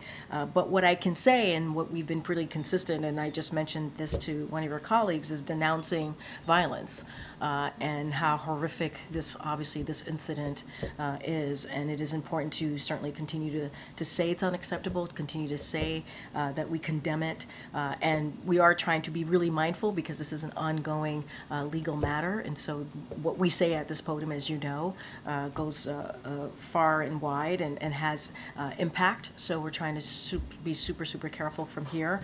But the thing that I can say is condemn the violence that we saw certainly the couple days ago on this issue.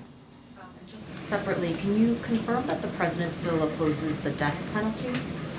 No, his view has not changed on that. Given that his view on that hasn't changed, can you talk to us a little bit about, I know you're not wanting to share anything that you're not prepared to share yet, but given that has been his stance, is he currently considering the possibility of the commutation of inmates that are currently on death row? Again, I'm not going to go ahead of the president's thinking. Certainly, we will have more to announce on pardons and commutations, as I've said many times before. But there's a process. He's reviewing it. He's thinking through it. I'm just not going to get into any specifics from here at this time. When he's ready to make announcements, we'll certainly, obviously, share that with all of you.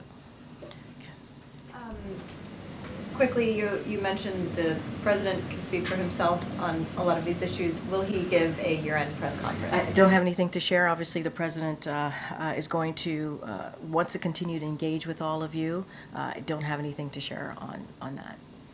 The former Israeli defense minister was here today. Any updates on where the hostage negotiations stand? I don't have anything to update you on that, as you know, and we've been pretty consistent about this and pretty forthright on saying how we are certainly continue to be committed and working 24/7 to get the hostages home. This is a priority for this president, and he wants to do everything and continue to do everything that we can to do that. National Security Advisor Jake Sullivan is going to be traveling to Israel this week to meet with Israeli officials as part of our close consultations on a range of important issues, including our efforts to reach a hostage release and ceasefire deal in Gaza, and the latest development in Syria, and for discussions about Lebanon and Iran. So that is happening. Jake will be going to the region, and as you probably already know, he's going to be meeting with the families of hostages in Gaza, and so they're going to be meeting this afternoon if they haven't already. And this is something that, as you know, he has spoken to this before. Jake Sullivan regularly meets with the families of these hostages, and he has done that multiple times throughout this past year. And so that is something that he's going to be doing today. And so we have been really clear. This president has been really focused on his commitment on bringing Americans who have been wrongfully detained, held hostage. I think we have brought home over 75 Americans who are unjustly detained around the world. And so that commitment continues. And so that is certainly what we're going to work on 24/7 from here. And to that note, the president said that he believes that Austin Tice, American journalist held in Syria, is alive.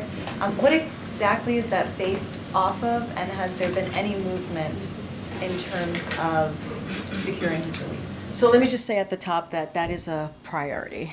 You heard that from the president when he took, I think, he made a statement and certainly took a question about this on Sunday. Finding Austin Tice is a top priority of this administration. The FBI and State Department have offered up to $11 million in reward to anyone who can provide information. We do not know where he is located. We do not know. But we continue to hope that he is alive. And I think that's what you hear from this president, that he is hopeful that he is still alive. And we're talking through certainly this with the Turks and others to find him and to bring him home. And that is our commitment from this president. I will say more broadly to answer the question, there is no indication that he's not alive.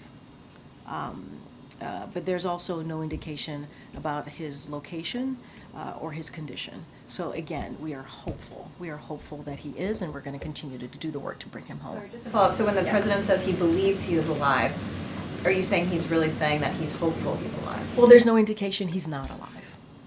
There isn't. But at the same time, we do not know his location, and we do not know his condition. That is just sadly the reality. The absence of information is not information on its own. The FBI and the not in all times.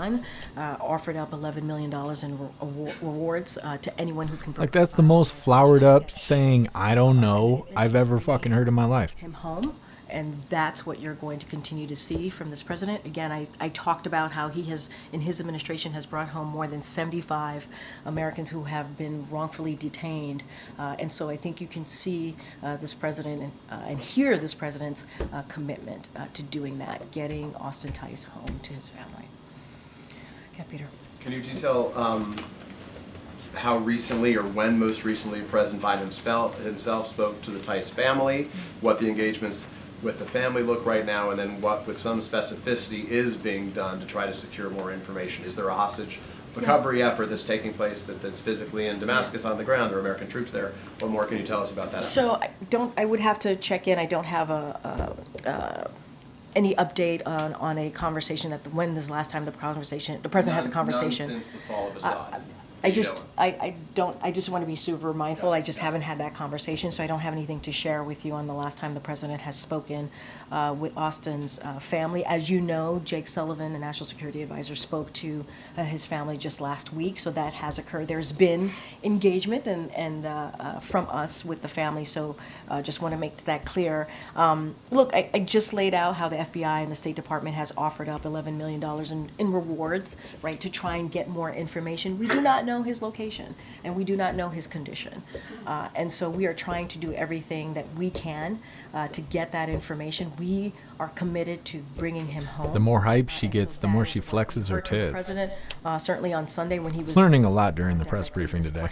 Asked a question about Austin, and so that continues to be our commitment. So we are certainly working through the Turks and others to find him and bring him home. So that is the actions that we have been taking, and so I don't have anything else to share beyond that. If you have anything more to share, I trust you'll tell us. Let me ask you, if I can, following up on a question that was asked to Jared that that raised this thought for me. Have you had any conversations with your successor at the podium, Caroline Leavitt, and specifically, what advice would you give to her when she takes the podium? Yeah, I was asked a question like this when her announcement was made, and certainly I wish her all the luck. And this is a great job. I love this job. It has been an honor and a privilege to serve as the White House press secretary to this president, to President Biden, to this administration. You've been the worst press secretary ever. And I hope she enjoys it.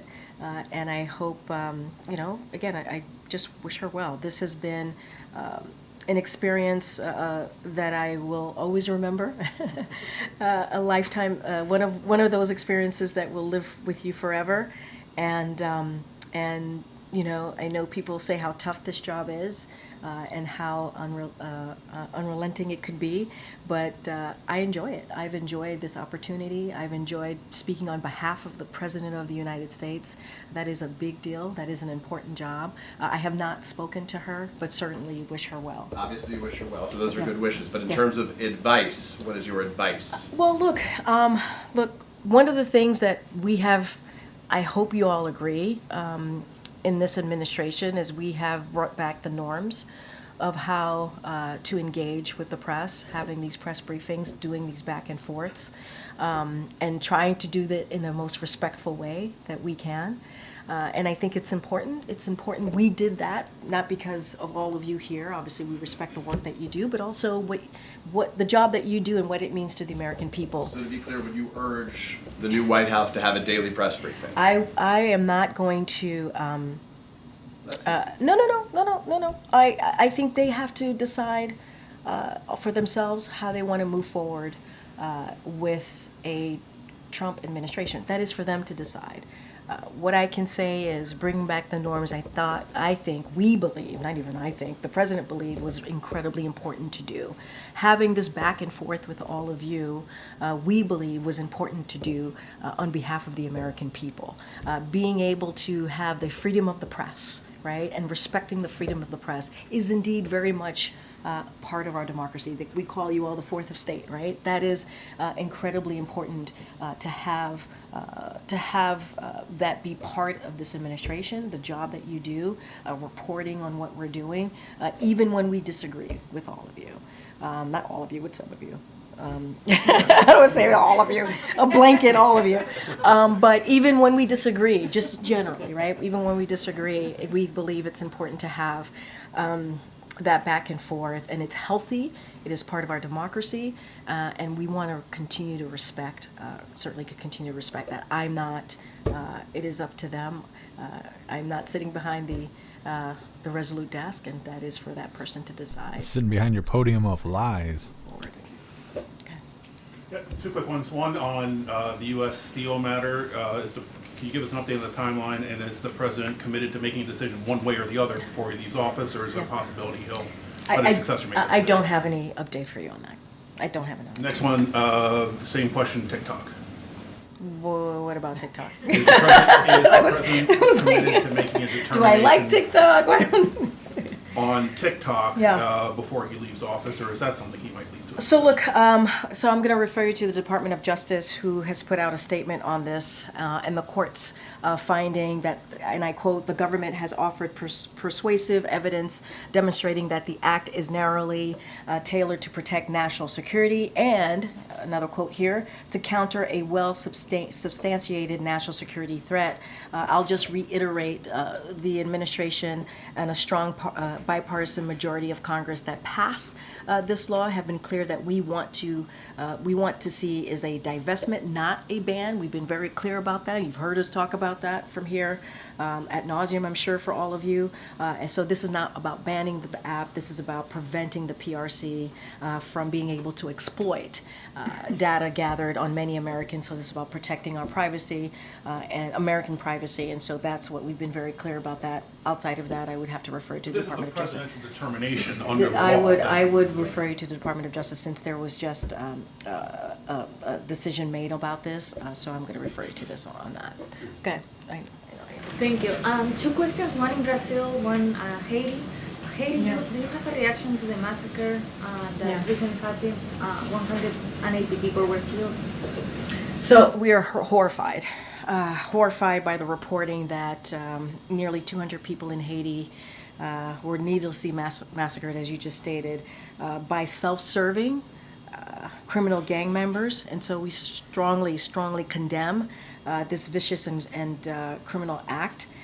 And we call upon all of the international community to immediately stand with the people of Haiti and provide assistance to the Kenyan-led multinational security support mission. But it is incredibly sad to us what we been reported, and it's horrific Is she going to mention that she's Haitian? These are people who were needlessly massacred, again, by self-serving criminal gang members, and it is... She always leaves that out. She got real bent out of shape when they were eating the cats and the dogs in Ohio, though. President Biden met with President Lula of Brazil last month. Today, President Lula was undergoing surgery. Has the president been following this? So he is aware, and you're right. The president was in Brazil recently. He enjoyed President Lula's warm welcome to Brazil just a couple of weeks ago, just last month. And so we are pleased to hear that his operation this morning went well, and certainly we wish him a speedy recovery. And as you just asked me, the president is aware and is tracking. Go ahead. Thanks, Corinne. One of the first things that the president did when he took office was rescind former President Trump's order creating Schedule F that would have allowed thousands upon thousands of civil servants to be fired if they were determined to be in a policy-making position. And the administration has finalized regulations that would make doing that harder for a future president, but the president never got behind any of the bipartisan bills that would have prohibited future presidents from reclassifying civil service employees to make them more easily fireable. Does he regret not doing that, considering that President-elect Trump has indicated that he wants to immediately bring back Schedule F and begin firing lots of the guy in the civil background sitting there with his mouth open? Is, and you stated this in your question to me, and I think the president has led by example.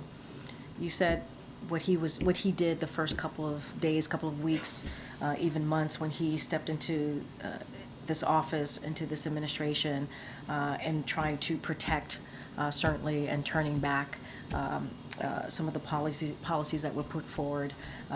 And the reason he did that is because this is a president who believes that public servants deserve to be treated with dignity and respect because they are working on behalf of their fellow Americans. And so he took those actions because he believed that. And he took those actions because he was able to lead by example in this office.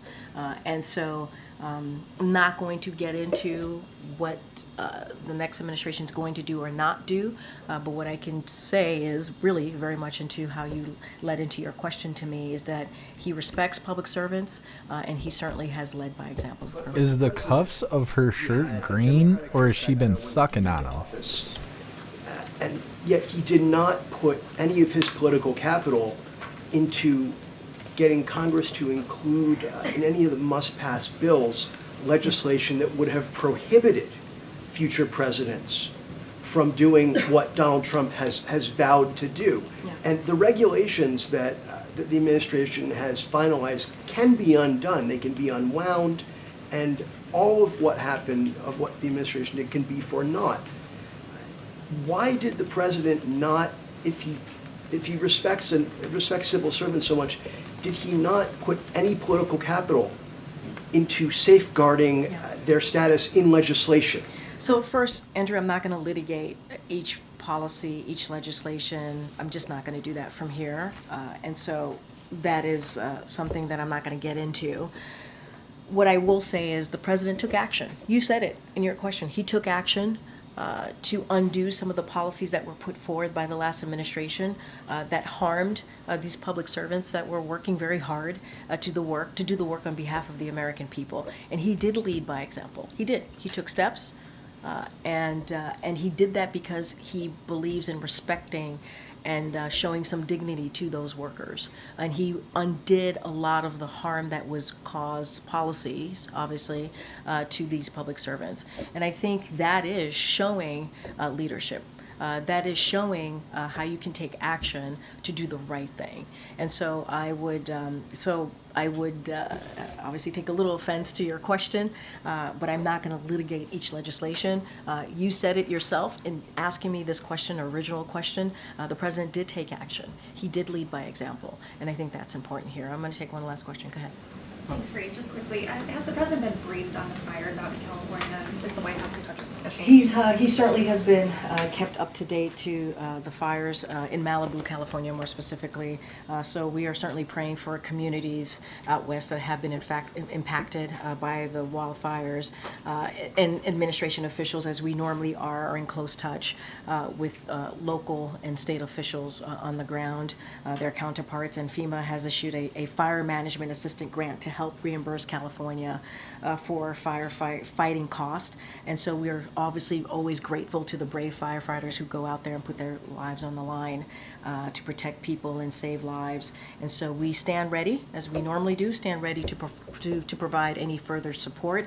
And so we certainly, as we do at all times when we see this type of extreme weather that's created this type of havoc, that communities on the ground, folks on the ground need to certainly pay close attention to what's being said to them, evacuate if needed, and we want them to be safe and to stay safe. All right. Thanks, everybody. I'll see you. Thanks, everybody. Prostitute. Thanks for the charge. Well, that was something to endure. I didn't hear anything she said. I was just sitting there watching her flex her tits as she was lying to us. I don't really have anything else to say about it. Something. I don't know. That was something. I can't wait till we're covering the press briefings with Caroline Leavitt. We'll actually be getting some answers and whatnot. Well, like I said, we're going to redo the Alina Habba video. We made it just under halfway before KJP stepped on stage. So we're going to get right into that. This is titled Alina Habba explains possible recourse on anti-Trump lawfare. Now, like I was saying before, Alina Habba is now the new counselor to the president. She's officially a part of President Trump's cabinet. So hit that thumbs up button over on Rumble, and let's get into this. But first, we got to clean the palette real quick. You got to clear that palette. Oh, I got to get KJP's voice out of my head. All right, let's get into Alina Habba. Like I said, hit that thumbs up over on Rumble, and let's get this rolling.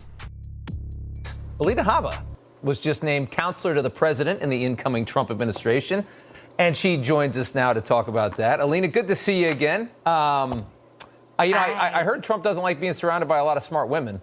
You just got a new job. Tell us exactly what you're going to be doing.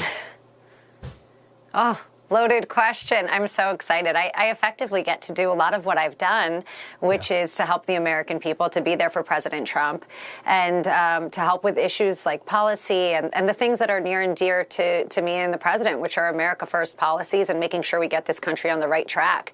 It's going to take all hands on deck, Rob, as you know, because we've got a lot to fix from the last administration. But it is truly the honor of a lifetime, and I'm so grateful and excited to work for the American people. Yeah. You know a thing or two about Alvin Bragg. Alvin Bragg had a terrible day today. And I hope that it moves a lot of people toward this man needs to go.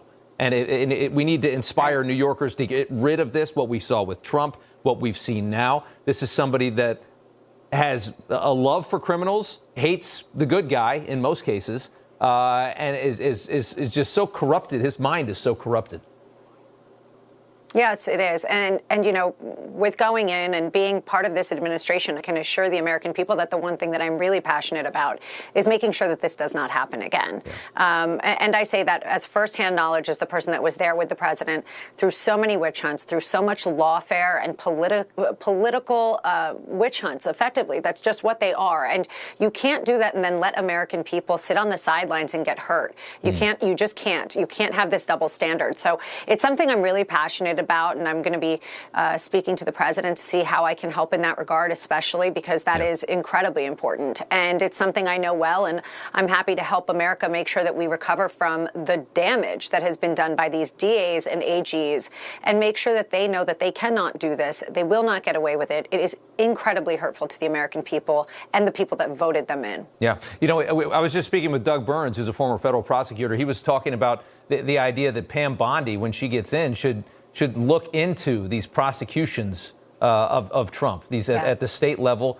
Take a look at these investigate these people that have done this to him. I mean, we know that there's obviously connections. We know that, and Trump talked about on Meet the Press, that I think the number 3 at the DOJ just leaves his position and comes to New York to work for, Letitia James. You know that there were big meetings between the team in Atlanta and Fulton County with the White House.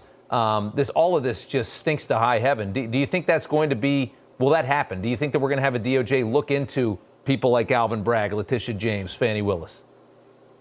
I can assure you that I'll be encouraging that, because there is no place for this in our country. There's absolutely no place for any of that. And Pam is amazing. She will 100% be doing the right thing by Americans. Americans should not be afraid of their federal government. They should not be afraid of their Department of Justice or their FBI. And unfortunately, Americans are. We're not sure if we're being spied on. We're not sure if we're going to be politically attacked and prosecuted and persecuted. That's not America. No. So for me, that's top of mind. We all know that. It's been my life for the last 3.5 years with President Trump. And I'm so lucky that we did get through it. However, that does not mean that we don't have a job to do for the American people to protect them, to make sure this doesn't happen to them. Pam is a great person. She is going to be tough as nails, and she is just brilliant. I'm excited to see what she does and work with the Trump administration to make sure this just stops. Sure. I just want to ask, a lot of palace intrigue. We haven't seen the president a lot in the last 4 weeks. We just got glimpses of him this weekend, and it seemed like it had been a while. I know this is all being run out of Mar-a-Lago. What's it like down there? I know that I hear from people that I know that are members that it's just like the people you see walking around is crazy. But how's the president doing, and what's it like down in Mar-a-Lago right now? It's funny because you say you haven't seen him. The president, everybody was so used to seeing him do 3-4 rallies a day, sometimes more. So for him to act like a normal president-elect, and not even normal, look, he's the one meeting with foreign leaders. Joe Biden's not there. His wife is. He's been traveling. He's been working. He's so focused on building a perfect cabinet, on building a perfect administration that will get the job done. He learned the first time what needs to be done. He's going to come in so strong this time. And there's no question about it. So yes, at Mar-a-Lago, it is quite seen, I will say. Obviously, I've spent my share of time there the past month, and it's amazing. There's a lot of people that you wouldn't and should expect, but they are all of a sudden respecting the leader of the free world. They're coming to pay their respects. They're coming to say they're going to work with him. They're coming to work on policies already. And he said it when he was in his rallies, when he was running. He will fix this country and do more for this country before he is actually sworn into office on January 20th. And I can assure you, Rob, without giving away all that is going on, he's doing exactly what he said. Yeah. Again, as I said, we don't get many leaders in this country that actually want to do anything good. They're all just looking for their next level of power and how to keep it. With Trump, it's like you can just see how eager he is to I want to do this stuff. Like, he really just wants to fix things and actually and be able to say, like, I did that and I did this. He just comes from that private sector mentality. And it's funny. It's crazy to watch him in the pregame here, in the transition, doing all of these things and getting all this stuff done. He doesn't even have power yet. That's what's amazing. Alina, thanks so much. It is. Good to see you. Thank you. Congratulations as well. Good to see you. Good to see you. Thank you. Well, there's Alina Habba expressing her feelings about President Trump, things going on in Mar-a-Lago, keeping the morale high. We're all waiting for President Trump to get through inauguration so he can get in there and start doing what he's been telling us he's going to do for the last 4 years, making America great again. Can't happen soon enough. On top of that, damn, these White House press briefings, they've really gone to hell. I'd like to have something a little bit more entertaining, more factual, a little less lying. Can't wait for Caroline Leavitt to get up in there. And that's on top of Kash Patel and Pam Bondi, who are going to be going after shitheads that are already on Capitol Hill. Maybe they'll even go after the cartel. It's hard to say. I'm ready for change. Next up, we got DNA cell phone evidence will be key in UnitedHealthcare CEO shooting case. We're going to play this video and the next video back to back. The one after the one I just mentioned is titled Luigi, whatever his last name is, just screamed at reporters and struggled with police as he was escorted into court. Like I said, we're going to play both those videos back to back. But first, we're going to read through the chat, see what you hooligans think about Alina Habba. Well, man, I have the hiccups now. This is your fault, Klaus. This is your fault.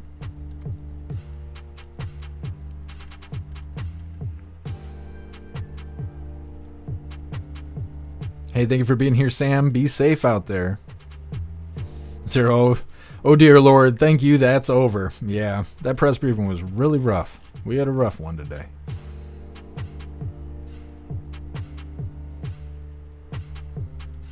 What's up, MC? Happy freedom to you. Bobby, Jeff wants to give her hickeys. No.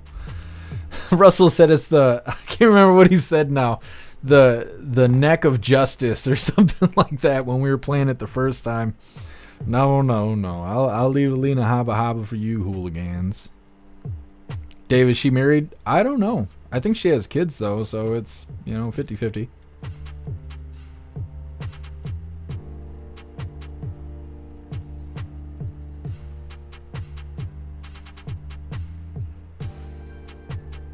Libby Racer, I would want her in my inner circle, too. MC, the good-looking women certainly aren't coming from the left. No.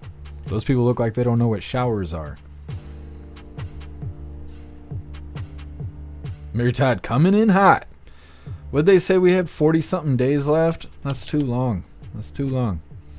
Hold on, let me see.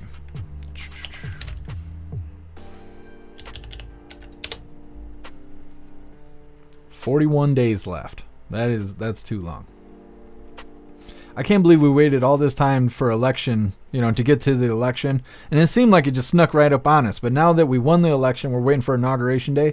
It's like we're waiting another 4 years for it. It's just taking forever. What's up, Nana? Happy freedom to you.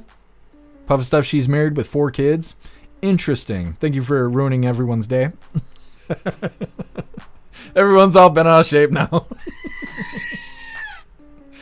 That's funny. What's up, Kung Fu? Happy freedom.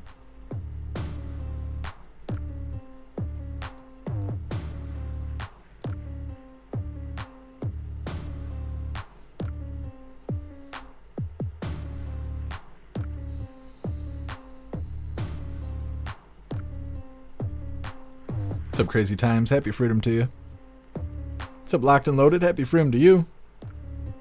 She makes me feel all funny inside. Yeah, Locked and Loaded, it's like this sometimes. What's up, Flowers? Happy freedom.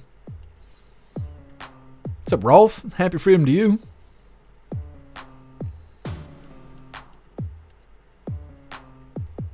Hooligans Island, lick it, Klaus. Yeah, he's over here partially in and out of his nap. What's up, Randy Ann? Happy freedom to you.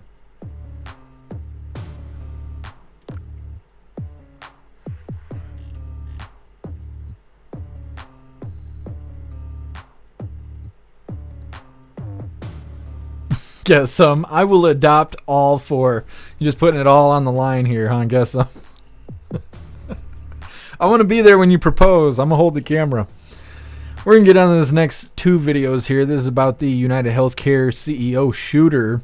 Now, before we get into this, I want to remind you guys really quick, if you would like to participate in Free Speech Saturday, make sure you post all of your memes over on Discord or on jeffmaclive.com.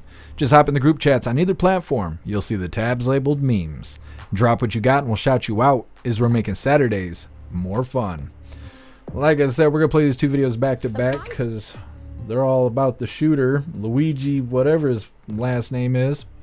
This first video we're going to cover here is titled DNA and Cell Phone Evidence Will Be Key in the UnitedHealthcare CEO Shooting Case. Hit that thumbs up button over on Rumble and let's get into this. The prime suspect in the murder of UnitedHealthcare CEO Brian Thompson has been charged with second-degree murder in New York after being taken into custody in Pennsylvania at a McDonald's there.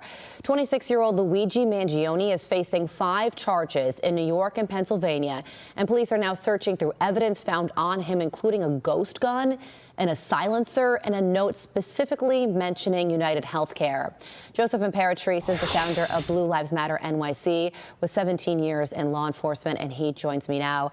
Joey, good morning to you. So what do you think about this suspect and the manhunt that led to his arrest? Well, this was great work by all the different police agencies across state lines. It was incredible work by the individual that noticed the suspect, that then told the McDonald's employee, and then having the officer come and being cool, calm, and collective when he understood that something was not right. When the individual started getting nervous, he knew, I think we might have these guys. So great work all around. Going forward, DNA is going to play a key role. See, the misconception people had, they thought just because DNA was left at the scene, it was a closed case. It's not. If the individual was never arrested, there will be no hit in the database. But now that you have a suspect, you could match that suspect to all the DNA that came back from the cell phone, from fingerprints, from touching objects. That is where it's going to be key. Also, cell phone forensic evidence. They'll be able to go back and trace the cell towers to put the individual at the crime scene, see his length of time, where he was going back and forth. Did he canvass the location? Was he at that hotel? The big key here is if that fake ID that was on him matches the one that was at that hotel, it's going to be very easy to say this is our individual. Yeah, so he's been charged with second-degree murder, which is the intentional killing of a person without premeditation. I mean, this guy had a ghost gun on him that could have been 3D printed and an escape plan. Do you expect that charge to be elevated?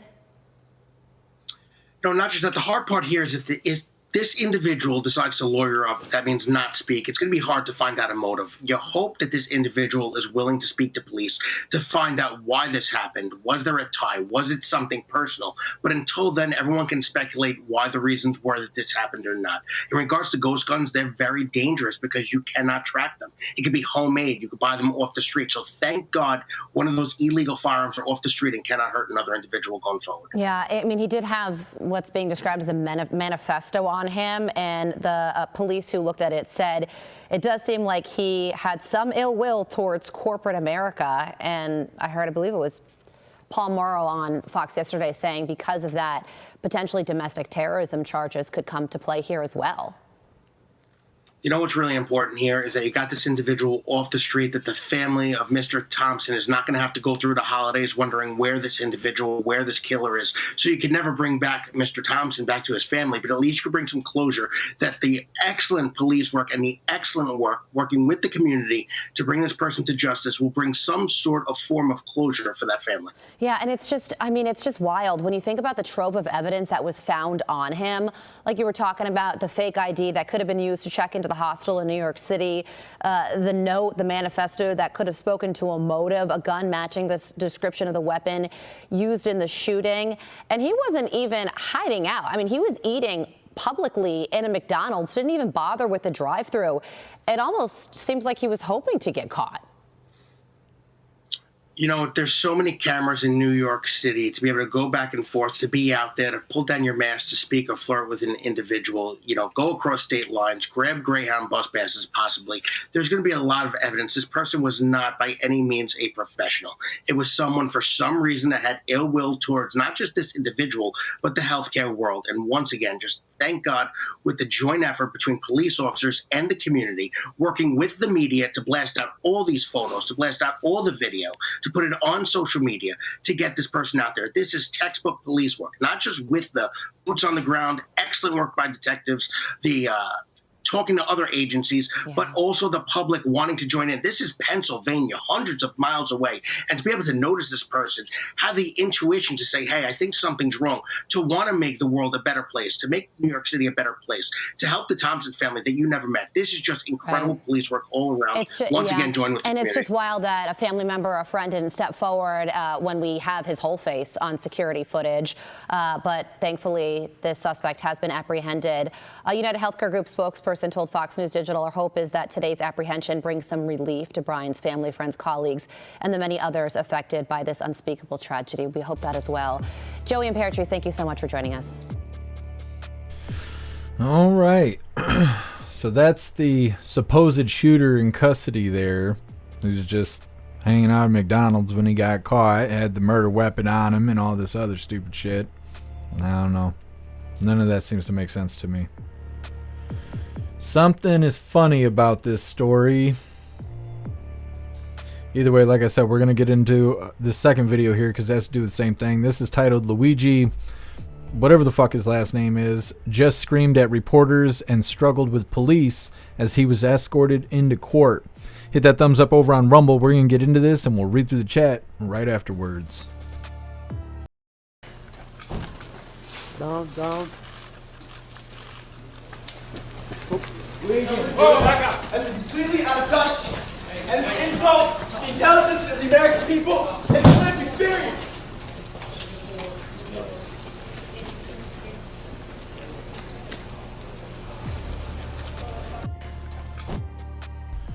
Okay, that happened right before we started the live today.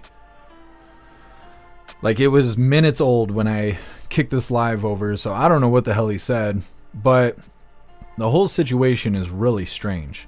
This guy went and shot the dude, and then days later was found in Pennsylvania at McDonald's eating food, broad daylight in front of everybody. Murder weapon in his pocket. They said he had a manifesto on him, and he was just waiting to get caught, I guess. I don't know. That doesn't make any sense to me. And I love when they bring up these ghost guns, and they're like, oh yeah, blah blah, like they're gonna ban 3D printers or some shit. Like, it's so stupid. You could go to Home Depot or Lowe's or Ace Hardware or any of those kind of stores and kind of make stuff too. Now, it's just as illegal. You're gonna go to prison for the rest of your life. You go do this shit. But they always bring up these ghost guns. Like there was no way to make makeshift weapons until 3D printers came out. It's just nobody ever did that until 3D printers come out. Big scary ghost guns. This stuff's so stupid. It's so stupid. I'm still curious if he even did manufacture the weapon or if it is something that he obtained illegally. And I doubt they're even going to give us real facts about it, because you know how the news is with guns. Big scary guns. We need to ban all the damn guns. It's so biased. They can't give you any real details about the firearm. Doesn't make any sense. I don't know. I feel like this shit is staged. Like, they're just making this shit up to close the story and make it seem like they found the bad guy and whatever. A lot of people are pointing out that the guy that they detained, he's got some massive unibrow situation going on. But then if you look at the footage from the shooter, you know, when the event happened, he's more clean cut and whatever. So a lot of people don't even believe that this guy is the actual shooter. I don't know what to think, because I think the whole thing is bullshit.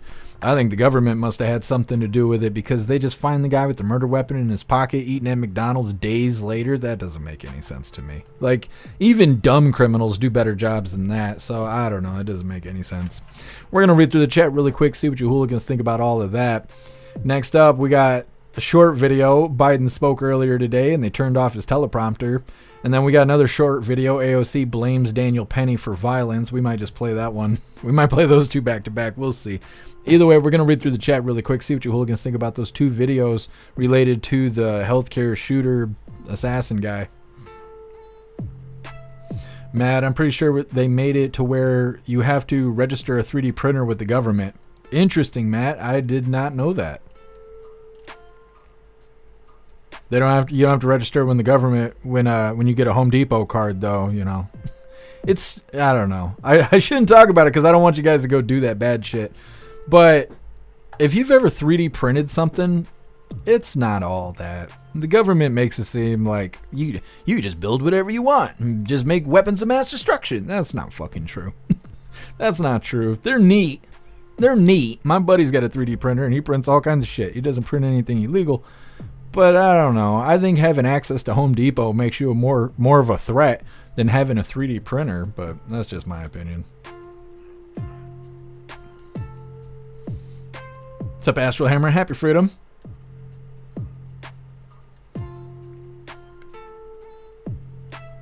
Man, it'll come out that he's a patsy. Probably.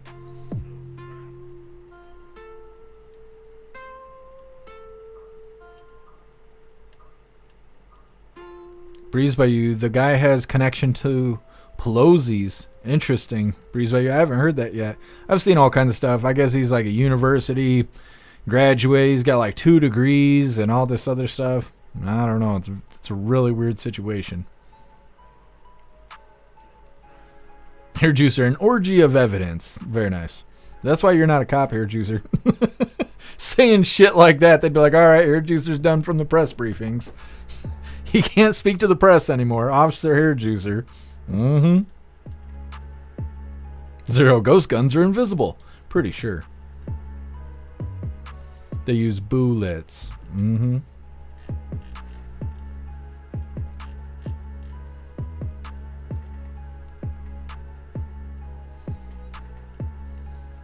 Bobby, one-time use only? Yeah. Yeah, Alistair, that's true. That's true. If you could create a model or even a mold, depending on what your supplies are.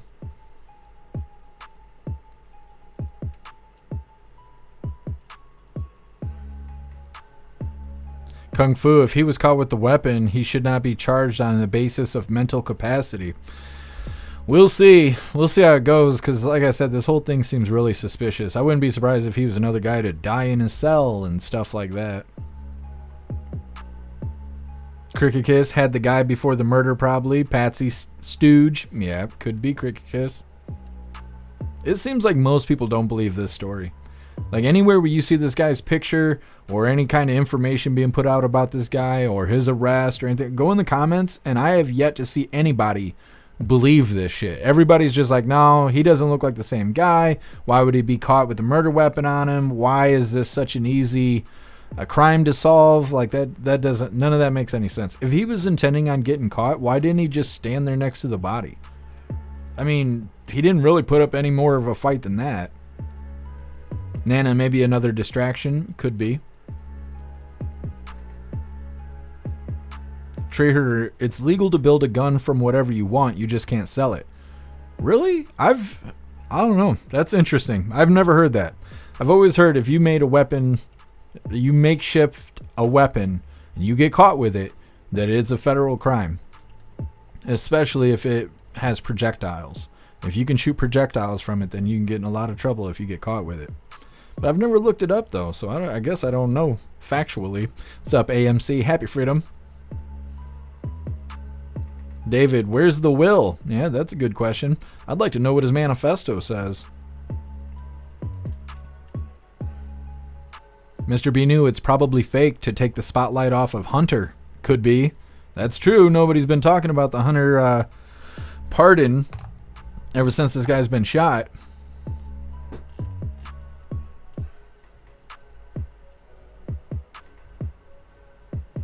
Screaming Eagle, I think he was doing that before he got caught. I also heard that this guy needs some sort of surgery. That he can't do the horizontal shuffle without getting some sort of surgery because he had a back injury or something and he was denied healthcare or something or other, and that's why he's mad. All of that stuff is speculation, though.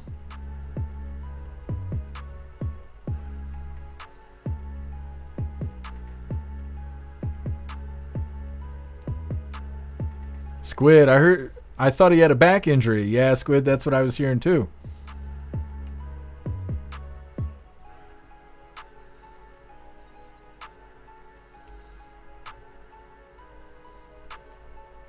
Sparkle, he pissed himself in one of the detainment photos. I don't know what to say about that. Maybe it's like, an injured animal kind of situation. They piss themselves to show that they submit. Or maybe he thought he was being an asshole or something. Those cops, they've seen everything. When I first went to jail, I was 17. I had only been 17 for like 10 days. I was the youngest person in the jail. They didn't even know where to put me. And when I walked in and we're walking by maximum security, the 6 foot by 4 foot cells or whatever, there was a guy slamming handfuls of shit against the glass to block the little glass in the door, thinking the guards weren't going to be able to see him or something. They got cameras all over themselves, but he was literally packing human shit against the glass there. I was like, where the fuck am I? What kind of jail is this? That's normal. That's normal. They deal with all kinds of shit. Those cops, I think that's what messes them up. You're looking at humans in cages playing with their own shit or, nutting on the CO when they walk by and God only knows, spitting at you and everything else, pissing on the walls, pissing on the floors, trying to flood the cell. I mean, all kinds of stuff. I think that's what fucks up cops is they go and hang out with inmates for too long and it rubs off on them and they get all weird inside. I don't know. Astro Hammer, it's not every day an Ivy League elite gets denied health care. Yeah, Astro Hammer, I guess. Guess we can't see him, but we can smell him. Mm-hmm.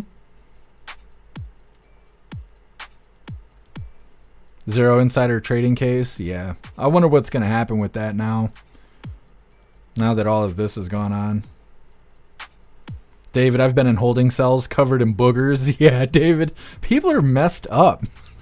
People are so messed up. I mean, jail's not supposed to be a good place, and you shouldn't ever do anything to go to jail. But man, criminals are dirty as shit. What's up, Mr. Satan? Happy freedom to you.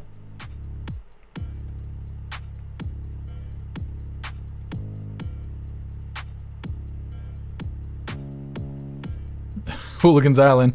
His back better be better and strong before going to Rikers. Before they bend him over all the time. Yeah, Hooligans Island, they're just going to lay him on the cot. He's done for. Well, like I said, next up we got Biden spoke earlier today, but they turned off his teleprompter. Of course, they didn't mention that at all during the press briefing while they kept referencing Old Man Walter speaking today. They didn't talk about how he was sitting there murmuring while he was trying to wait for the teleprompter to get turned back on. It's coming up next, but first I want to remind you guys really quick. If you hooligans have children in your life, I want you to check out these books titled A Dog Named Cappy. A Dog Named Cappy comes in a rhyming book, but you can also get it in a Christmas activity and coloring book for kids that enjoy using crayons and markers and being creative. A Dog Named Cappy rhyming book is available in paperback, but you can also get it on Kindle if you prefer a digital copy. A Dog Named Cappy Christmas activity and coloring book is available on Amazon. If you hooligans do purchase these books, please leave reviews on Amazon and then also follow them on their X page as a way to stay up to date with new books coming out and to help them grow. Cappy is a real dog who lives here in Michigan with the illustrator's grandmother, and it would really mean a lot to them if you hooligans would go check out their books. So give me a second here. I'm going to drop these links in the chats. This first one here is to get A Dog Named Cappy rhyming book in paperback. Just like I got, this is what I suggest you go and pick up. Something tangible, Bam. There we go. This link here is for the Kindle version if you prefer a digital copy.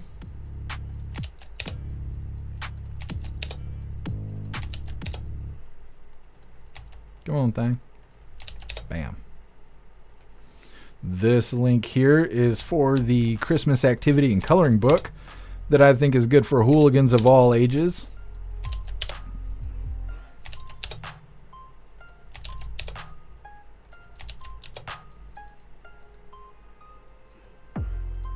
And then this is the last link. This is to go follow them on X.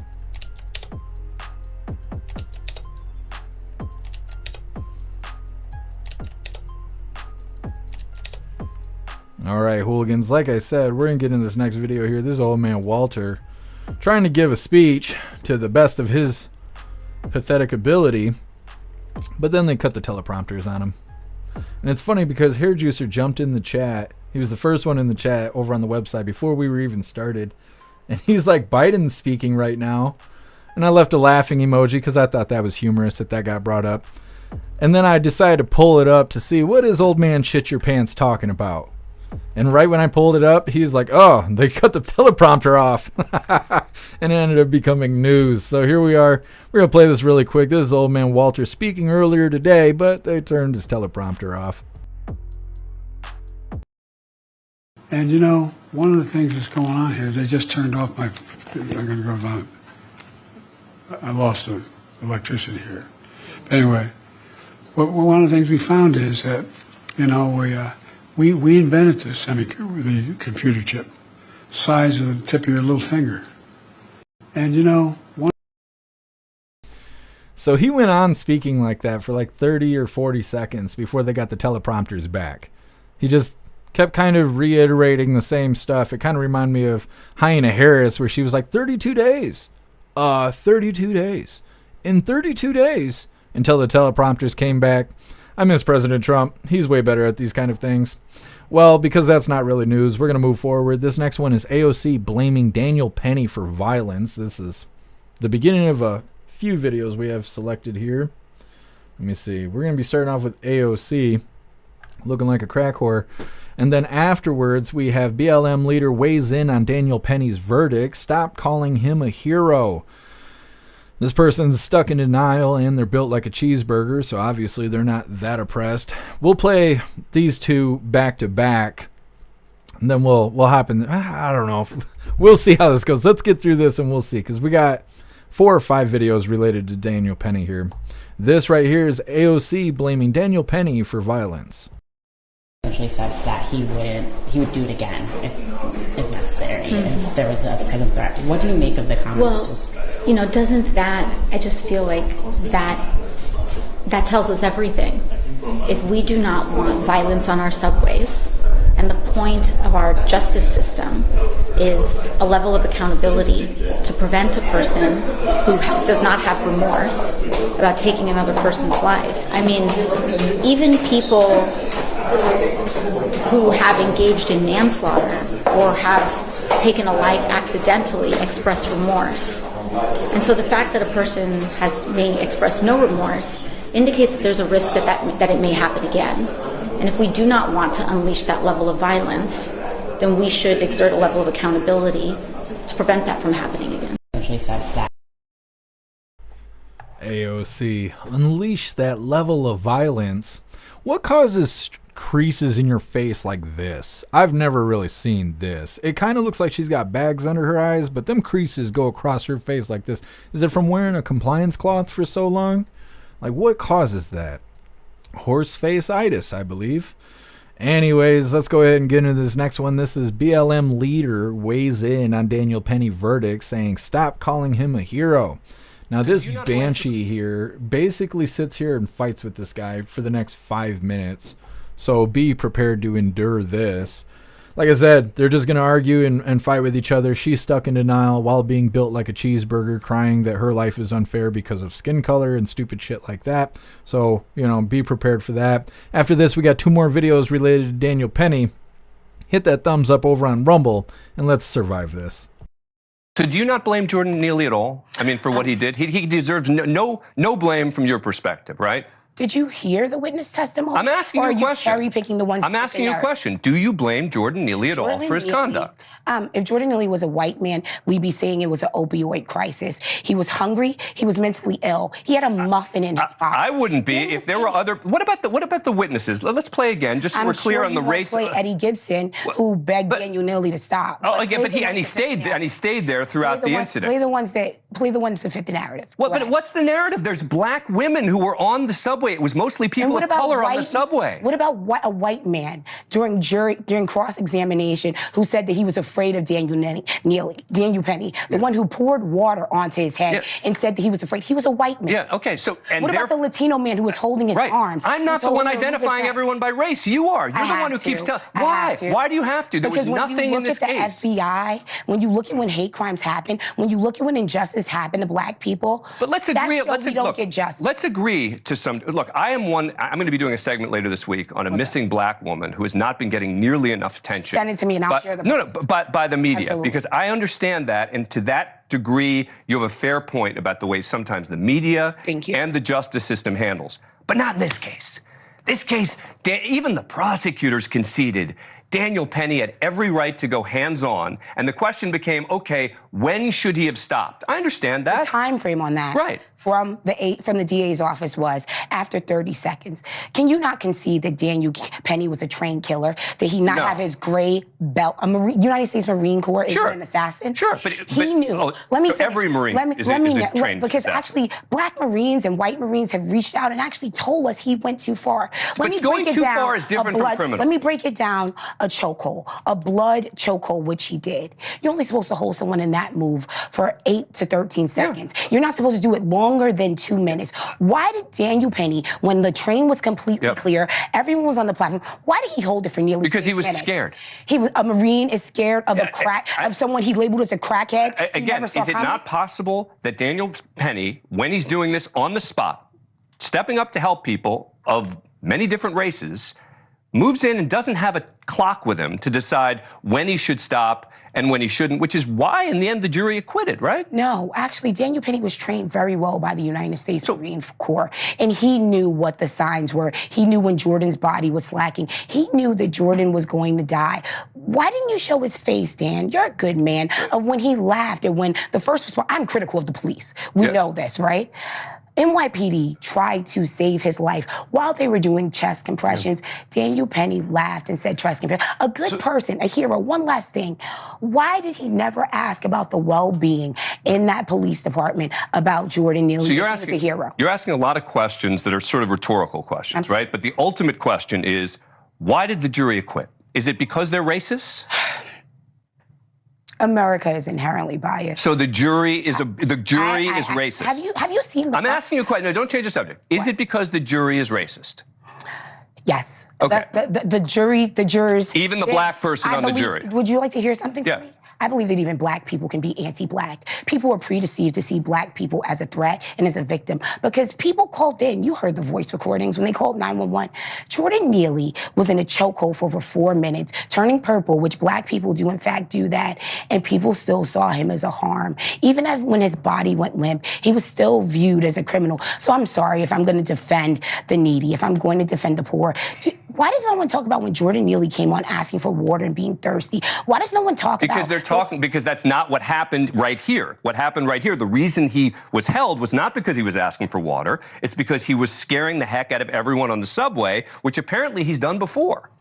Dan, anyone who has rode the New York City subway has encountered mentally ill people. Why are we not having this conversation? And we don't kill them. But you know what? We offer help or we get out of the way. But more people wish people would step up more and help and stop people from doing it. So are you giving a license to vigilantism? Are you saying that we should kill people? Is that what you're saying? No, what I'm saying is, you know what I'm saying is it's very unfortunate. I think Daniel Penny would say it is really unfortunate that he died. Why didn't he care when he was at the precinct? He showed no remorse. Because he was defending what he did. He lied in that defense, too. Do you know he told people, he told the police, who people love, that people respect the police's opinion, right? People respect what they do. People respect that honor. He lied in the 5th precinct. How can anything he do, can we just stop calling him a hero? Can we do that? No, I can't. I actually do view what he did as heroic. Thanks for watching. Go to joinnn.com to find. Now, normally I don't like that guy, that reporter dude, but he was fucking smoking her. He was smoking her. She wasn't ready for that shit. She said, America's racist. The jury was racist. Even black people don't like black people. Everybody's racist. What? What are you talking about? She lost the plot. She's just, she is in the middle of a mental crisis. That's what's actually going on. But it's not over yet. We got a little bit more here. Next up, Daniel Penny and his lawyer celebrate his non-guilty verdict. I hope she got to see this video. That woman hates her own life. Either way, let's get into this. This is a somewhat short video. It's about a minute long. Daniel Penny showing a little relief here. Let's get into this. Hit that thumbs up over on Rumble. How you feeling? Yeah, great. Yeah. He's feeling good. He's feeling good. He's feeling good. What's up? We're Come together. How's it going? How's it feel? Feels great. He's finally got the justice he's deserved. Did you think it was going to happen? Sorry? No, we think that this should have happened probably on day one, but the point thing is it happened. So we can't control the timing of it, but we can certainly savor the outcome. And why do you think it was not guilty? That's Instead That's that guy. Well, he's not guilty on a few different reasons. Because his actions were justified. He was trying to help people on that train, and he did. And number two, he's not responsible for the death because the death was caused by a lot of other factors that we tried to present with a lot of clarity, such as the K2 abuse and the sickling crisis, and cardiac issues. Not to mention the paranoid schizophrenia, which only added to that impact. So I'm just glad that the jury was able to truly evaluate that as a potential cause of death, and that Danny was justified in the actions that he took. All right, so Daniel Penny and his legal team out there enjoying their victory, surviving court, and all the race baiters and people screaming and chanting out in the street. Now, we got one more video we're going to get into before we hop into the chat. We're just going to skim through this, but this is titled, No Justice, No Peace, Daniel Penny Protest March Through New York City Streets. Now, I was keeping an eye out for protests last night, but none of these assholes decided to go live. So I didn't know any of this until it landed on Twitter as a pre-recorded video. I don't know if these people just don't go live anymore or what the situation is. Now, yesterday when the innocent verdict came in, or the not guilty verdict came in, they were saying over the weekend to rally communities and blah, blah, blah, blah. So maybe over the weekend we'll see some people actually go live with protests. It's hard to say. Like I was saying yesterday, I don't think they got the numbers or enough mad people that really give a shit about any of this. But either way, let's, like I said, we're going to skim through this and see what last night was like for BLMers. His name! Jordan Neely! Say his name! Jordan Neely! What's his name? Jordan Neely! Say his name! Go!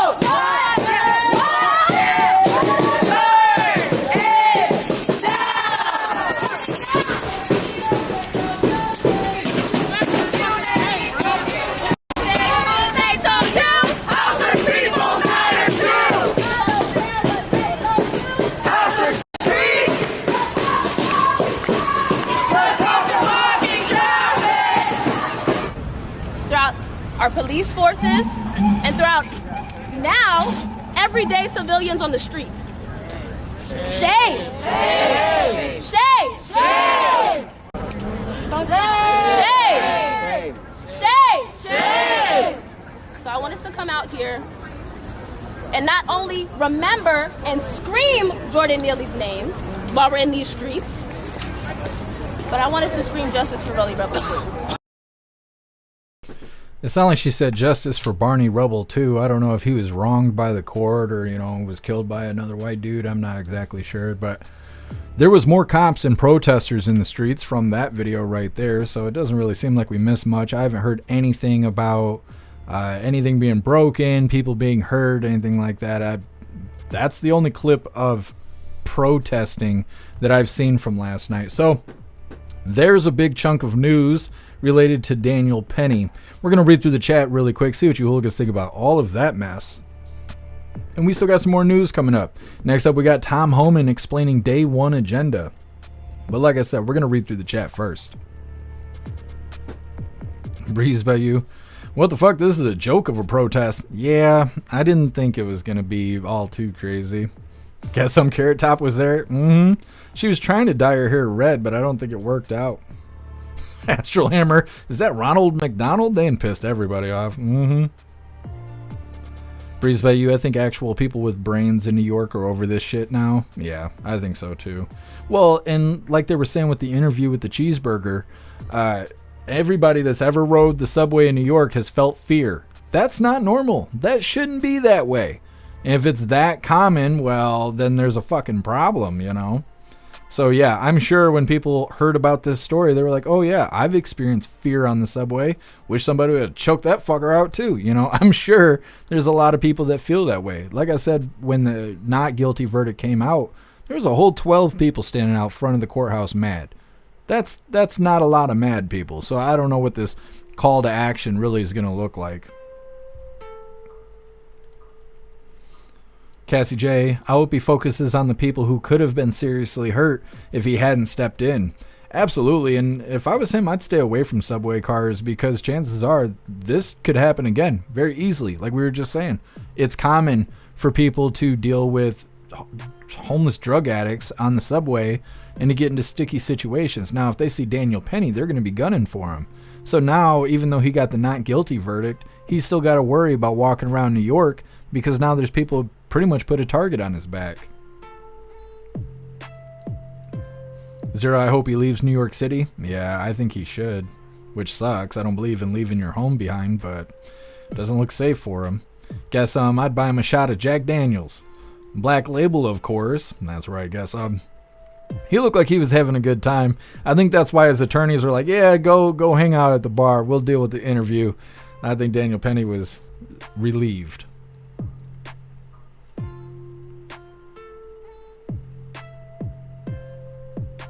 Cassie J, Daniel Penny looks uncomfortable talking about it. Poor guy. I hope he doesn't carry any guilt from all of this. I think he just needs to distance himself from the case.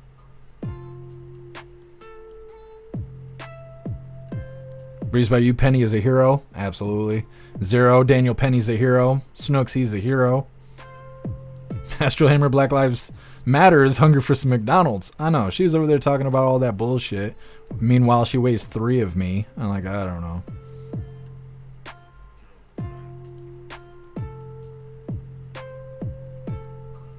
Man, this bitch is 200 pounds overweight. I know. She's oppressed really hard.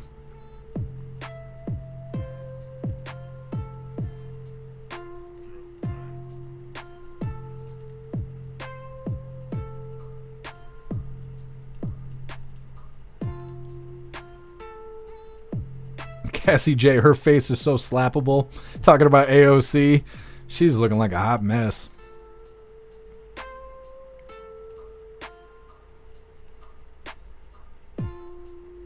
Zero, definitely not the same energy as 2020. Yeah, I don't know.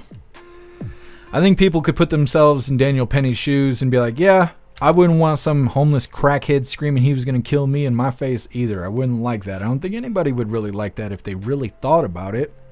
It's just a couple yahoos out there thinking they can make some money off of this or find a reason to let out their angry little feelings.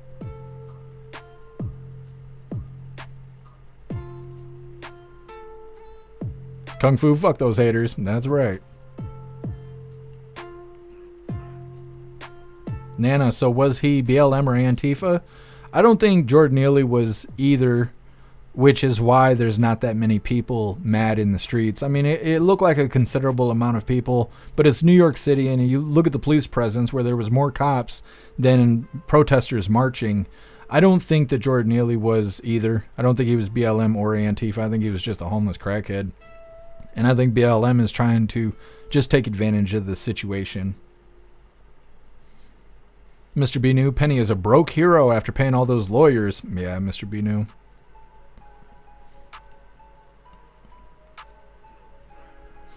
MC, it's not possible for Penny to live a decent life in New York City anymore. I agree, MC. I think that it's too dangerous for him at this point. What's up, Crystals? Happy Freedom.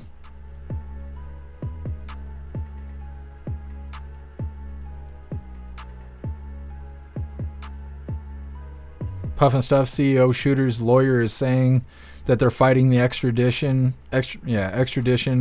back to New York. That's dumb. He's going to get extradited. They're not going to be able to fight that.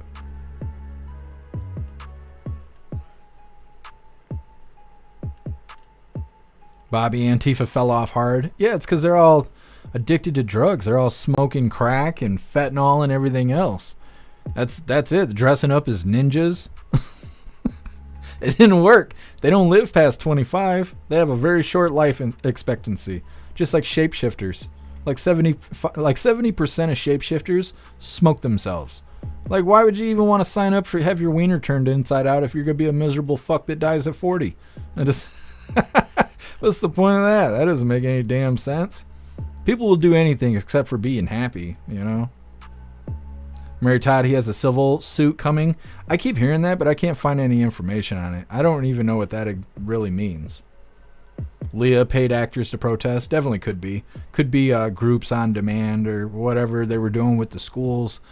Last school season, before summer break, we were covering that. I think it's called, it's like groups on demand or something like that. And it's hired protesters.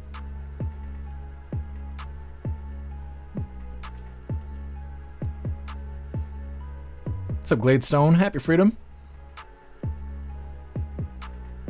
Gladestone, she got paid to be racist by the Dems. Oh, I wouldn't be surprised at all. The shit that she was spewing didn't make any kind of sense.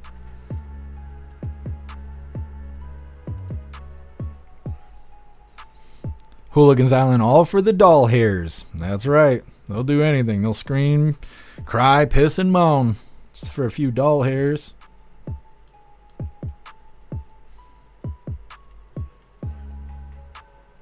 Locked and Loaded BLM had a huge awakening during the presidential campaign. They realized BLM is garbage and full of lies. That's why the numbers are so low. Yeah, Locked and Loaded. I think if they did rebranding, they would be able to get those numbers back up.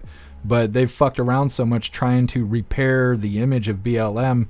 It's a waste of time. It's a waste of time and money. They want to get protesting again and be all fired up and angry at anybody they can point a finger at. They need rebranding.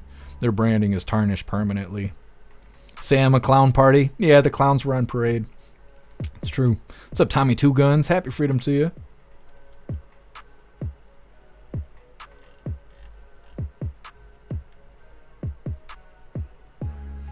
Hooligans Island. President Trump needs to pardon the Floyd cops. They're probably all gone because of the jab mandates. I don't know why I can't talk right now. Yeah, all the good cops, nurses, military, a lot of them left because of the jab mandates. President Trump, although I haven't heard it in a while, he was talking about fixing that. Military that were kicked out of the military because of the jab mandates, talking about having them come back to the military and getting back pay for all that time they missed after being kicked out because of being forced with, experimental injections and whatnot. So I'd like to see that happen. Like I said, we got a little bit more news left. This next one is Tom Homan explaining day one agenda. And then after that, we have no, the president cannot end birthright citizenship by executive order. Now it's Blue Team trying to raise some hopium, but either way it goes, illegals are being kicked out in about 41 more days. So it is what it is. Either way, before we get into it, I want to remind you guys really quick, if you hooligans would like to dress up your Christmas trees, definitely check out these hooligan Christmas ornaments that Alistair put together for all of us over on the Only Hooligan store. Let me get this together really quick. And I'm going to drop this link to all of you guys. I'm also going to put it on the screen so you guys can see what I'm yapping about.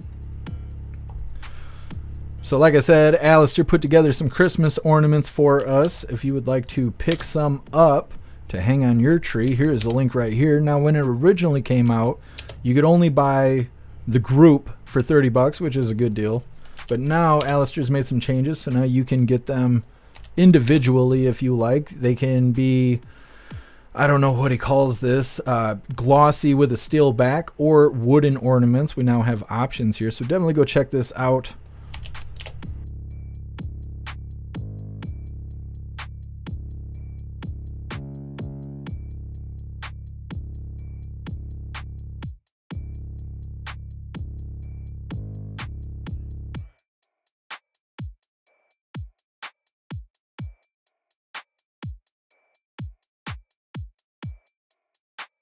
You guys can't even hear me. Hit that thumbs up button over on Rumble. Like I said, this is Tom Homan explaining day one agenda. What happens January 21st? Where do you start? Well, there's three rails we'll start the first day. Number one, we're going to secure the border. Number two, we're going to run the deportation operation. And number three, I'll look for these 300,000 kids. We'll find them too. President Trump's been clear. We're going to prioritize public safety threats and national security threats first because they pose the most danger to this nation. So day one, we're going to be looking for these public safety threats, arresting them, detaining them, and deporting them. And if these sanctuary city mayors don't want to help, then get the hell out of the way because we're coming. We're doing it. You say that the left media has it backwards. Brandon, you as the bad guy. How are you the bad guy? You know, I grew up in a family full of cops. My grandfather's a cop. My dad was a cop. And we're in a situation now where the left thinks those who enforce laws are the bad guys. Those who broke the law are the victims. Well, we're going to change that after January 20th. So Tom Homan saying that they're not going to waste any time. Starting on day one, they're going to put that plan to work. They're going to secure that border, and they're going to start kicking out illegals immediately. Really can't happen fast enough. Next up, we got no, the president cannot end birthright citizenship by executive order.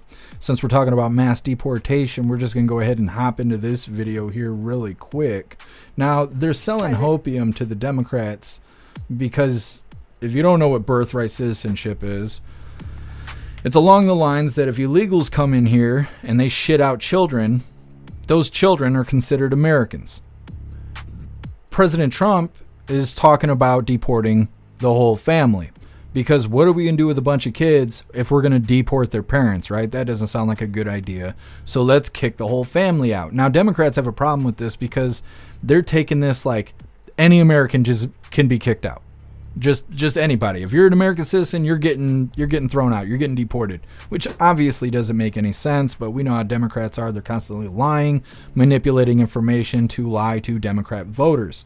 So they're putting out hopium, and that's what this video is. They're going to try and convince Democrats that mass deportation isn't going to happen and that birthright citizenship is going to stay intact. Now, just because President Trump can't do this by executive order, although he disagrees with that statement, there's other paths to victory. So either way, let's get through this hopium that they're selling to the Democrats. Hit that thumbs up button over on Rumble, and let's get this rolling.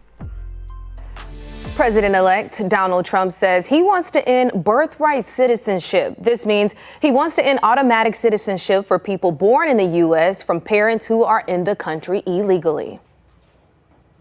In an interview with NBC News, Donald Trump reiterated his plans to end birthright citizenship. You've promised to end birthright citizenship on day one. Is that still your plan? Yeah, absolutely. It's a topic Trump has discussed numerous times, including in this Truth Social post from May 2023 entitled Citizenship Executive Order under his Agenda 47 policy. That under the correct interpretation of the law, going forward, the future children of illegal aliens will not receive automatic U.S. citizenship. But can Trump really do that by executive order? Let's verify. Our sources are the U.S. Constitution, Agenda 47, former Republican House Speaker Paul Ryan, Omar Jadwat, director of the ACLU Immigrants' Rights Project, and former Solicitor General of the U.S., Neil Katyal. All of our experts say no, it's unconstitutional to end birthright citizenship by executive order, although Trump's argument has never been fleshed out in the courts. Birthright citizenship was established in the 14th Amendment, which was ratified after the Civil War to extend citizenship to former slaves and their descendants. It reads, in part, all persons born or naturalized in the United States and subject to the jurisdiction thereof are citizens of the United States. For more than a century, the U.S. has interpreted that to mean everyone born here except children of foreign diplomats are U.S. citizens, and the only way to change that is by amending the Constitution. Trump disagrees, arguing the phrase subject to the jurisdiction thereof means the amendment doesn't apply to children whose parents are in the U.S. illegally, and therefore he can order federal agencies to follow his more rigid approach. He made a similar claim during his first term, but didn't follow through with an executive order. Then House Speaker Paul Ryan told NPR that he believed ending birthright citizenship would require a constitutional amendment ratified by at least 38 states. And legal experts warn any attempt by Trump to do this on his own would likely end up in court. With your Verify, I'm Brandon Lewis. Well, they're going to have to pick a side, because either we'll have a bunch of kids that ain't got parents because the parents are getting thrown out, or the whole family's getting thrown out. But either way, they got to go. And they're going to have to figure that out one way or another. That is the last little bit of the news I had for you hooligans. We got 2 funny videos coming up next. But first, we're going to read through the chat, see what you hooligans think about Tom Homan and his day one agenda, as well as them claiming that President Trump's not going to be able to end birthright citizenship. Astro Hammer, birthright citizenship or killing babies? Pick a side already. Yeah. They're so worried about kids in cages, but they also want to kill babies. Like, Democrats don't make any sense. Breeze by you, yeah, birthright citizenship is bullshit. Yeah, it doesn't make any sense. Like, I was thinking about this earlier today. If my dad came here illegally, right? Like, say my mom and dad came here illegally, and they shipped me out on U.S. soil. Now I find out that all of us are being kicked out. Am I supposed to be mad at President Trump? Or mad at my parents for coming here illegally, having enough time to, shit a baby out, but not enough time to try and become a legal citizen? I'm supposed to be mad at Trump about that? That doesn't make any kind of sense. If your parents or grandparents or whoever the fuck came here illegally and they had enough time to shit out children, they had enough time to try and become a legal citizen. They could have at least lifted a finger to try and get that done. But instead, they wanted to dodge and duck the law for 35 years or however old I am, right? And now I'm supposed to be mad at Trump because of that. That doesn't make sense. You're either going to have parents getting sent back or the whole family's getting sent back. But everybody needs to get used to the idea, because there's no reason we should be welcoming in 25 million illegals with open arms when they came here unjustly. Like, that just doesn't make any sense. I hope you start feeling better, hair juicer. Breeze by you, can't wait to see Homan kick ass. I agree. It's going to be awesome.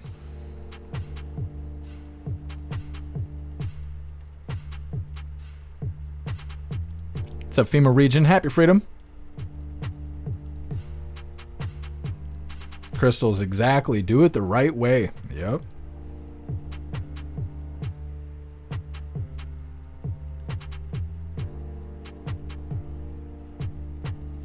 David, the parents should want to take the kids with them anyways. Yeah, well, and I mean, I don't even hear what the families are worried about. I always hear about the damn Democrats. It's either Democrat leaders crying about bullshit. Now, Democrat leaders don't want illegals to be deported because they keep crying who's going to clean the toilets, who's going to pick the crops, and all this other stuff. Like, we're pre-Civil War days or something.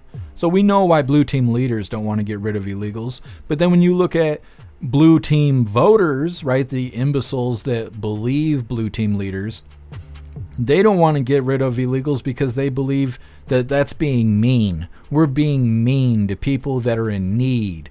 And they're worried about what's going to happen with the kids if the parents are sent back and now they're going to foster care and blah, blah, blah, blah, blah. And none of them are using their brain. It's all bullshit. They came here illegally. They need to go back. Well, they don't even have to go back to wherever they came from. They just need to go on that side of the wall and then figure it out.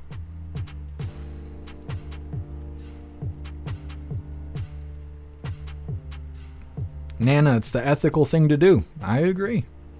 So I'm saying it doesn't make sense that you're supposed to be mad at President Trump and not mad at your parents or grandparents or whoever the illegals were that crossed the border.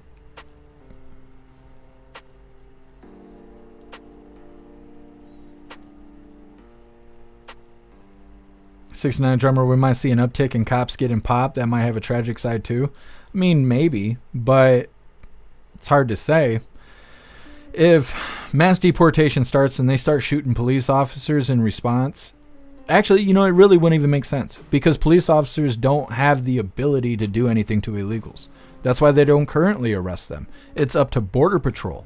So shooting a cop because Border Patrol is going to arrest you doesn't even make sense. And it doesn't mean they're not going to do it, right? Because it all looks like authority. But police officers don't have the authority to do anything to illegals. They can know someone is illegal and not detain them. It's up to Border Patrol. And that's, you know, we talk about that a lot, why it's a big problem, because Border Patrol is on the border. So if an illegal makes it far enough into the country, they don't have to worry about anything because there's no officer there to actually do anything about it because they're all on the border. Now that's what makes what Tom Homan's doing special, is because he's taking Border Patrol and he's injecting them in big cities in the states to go and detain those illegals. Now, if it leads to an uptick of Border Patrol being shot and targeted by illegals, well, I'm sure that will be dealt with as well. And it's going to only lead to their own demise. If they're worried about border crossers being violent, well, then they're going to be targeting everyone that looks like a border crosser. So they're shooting themselves in the foot. But again, these people are assholes and they are ignorant. So that doesn't mean that it's not going to happen. It just doesn't logically make sense, right? It's not off of the table, but hopefully they don't make that choice.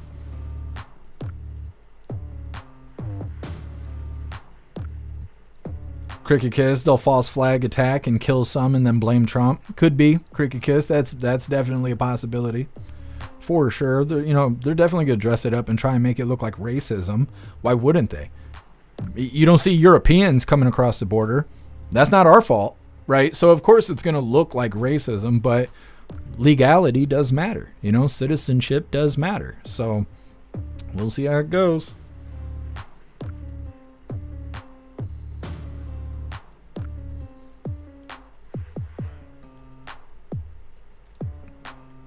Leah, it costs a fortune to become a citizen to other countries. I've never looked into being a citizen in other countries, but I know to come here takes a long time, takes a lot of paperwork, and it can cost quite a bit. What's up, Lisa? Happy freedom.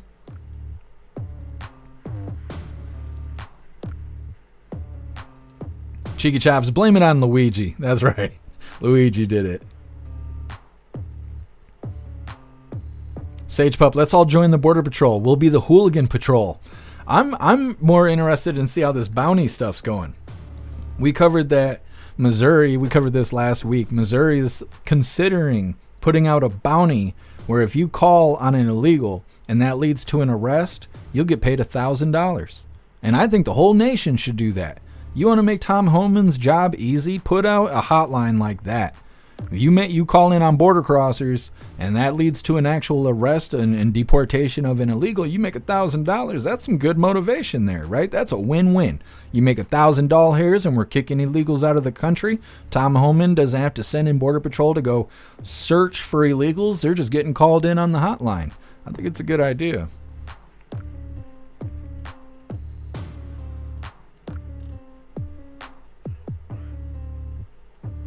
Breeze by You, isn't Riley Gaines trying to get her husband here legally?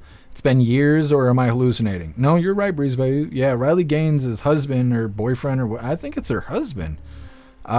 He's from outside the country, and they're trying to get him in, and it takes a long time, and he's actually being hung up because they're asking, is he vaccinated for COVID? And he's not. And now they're talking about not letting him come here legally because of that. But if you're an illegal, you can just come into the country no matter who you are, including if you're on the terrorist watch list. They're saying there's more than 200 known terrorists in the country because they crossed that border illegally. What's up, Tiger Jaw? Happy Freedom.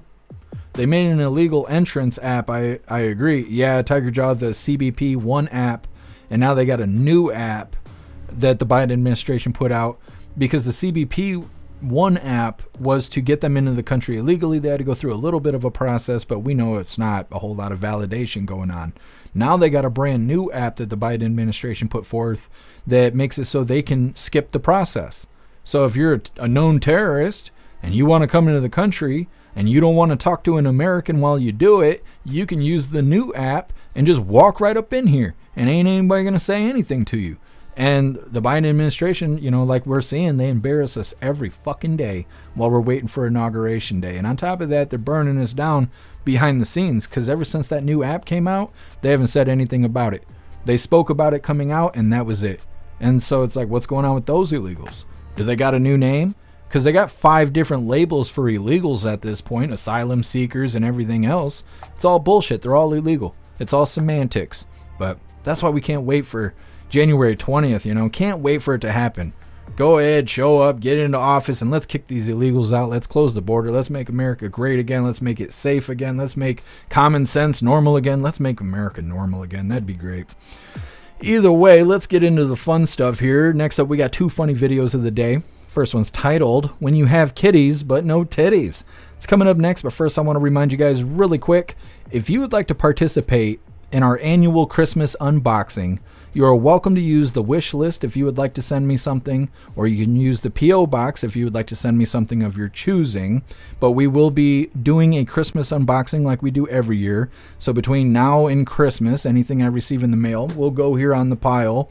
I was going to put my Christmas tree up and I didn't have time to put lights and stuff on it. So hopefully tomorrow we'll have a Christmas tree in the background. We'll see how it goes. I am trying. Normally I'm a little bit more on top of things, but it's been really busy lately.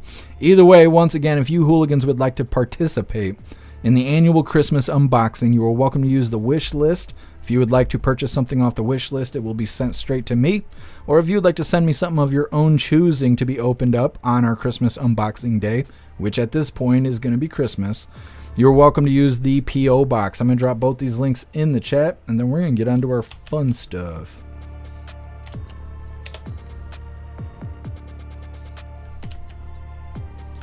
Doo-doo-doo.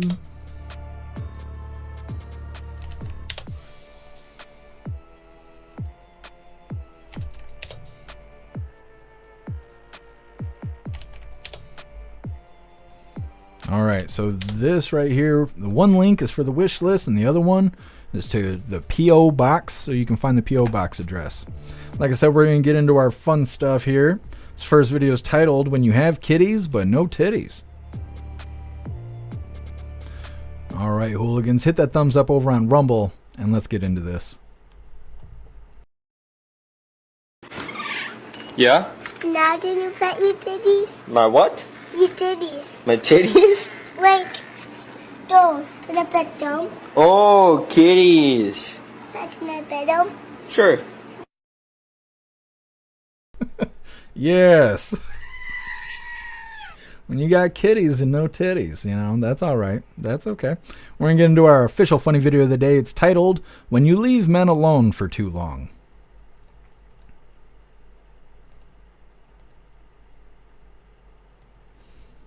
All right, hooligans, let's get it. Alexa, play Sea Shanty. Willerman, Sea Shanty by Nathan Evans on Amazon Music.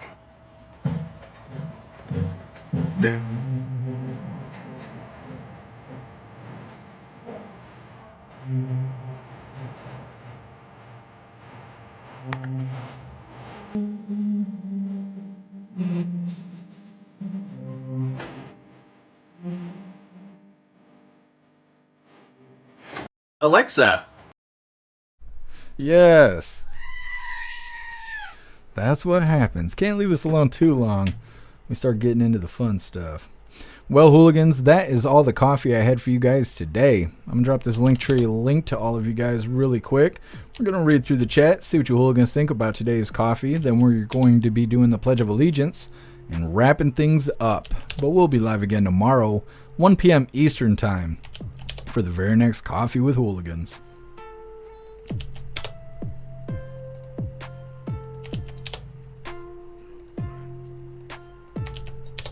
All right, there we go. There's the Linktree link where all of my links are listed.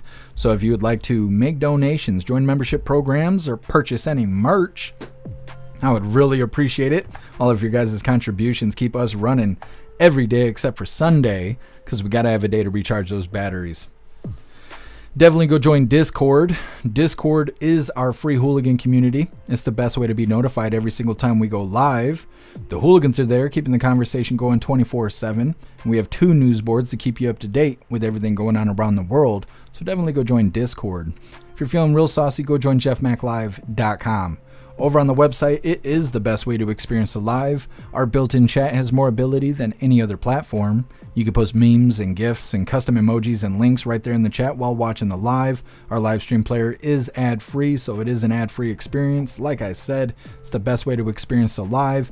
You will have access to Hooligans Alley, which is our built-in social media area. You'll have access to the forums, which is to encourage open discussion. You'll have access to the arcade, which is full of games that are a lot of fun, and they all adapt to your phone, so they function the way they should.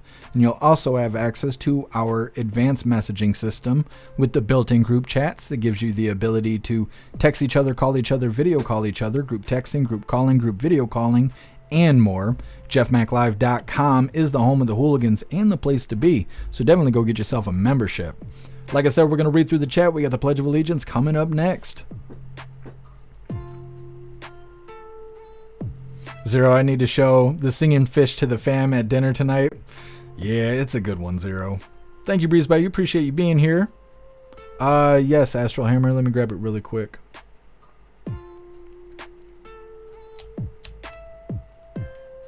There you go. There's the link. Russell, I love the singing fish. I know I do too. I want to get one hooked up to my Google unit. Russell, pet the titties. That's right.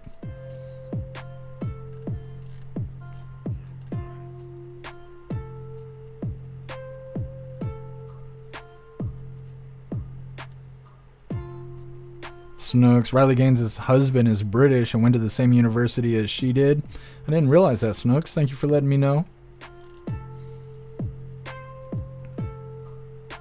Matthew, the Democrats are insane hypocrites. You are not wrong. Hey, thank you to all to care. I appreciate you being here with us. Yeah, Bobby, you get access to cats too. That's right. You join jeffmaclive.com. You get some free cat access.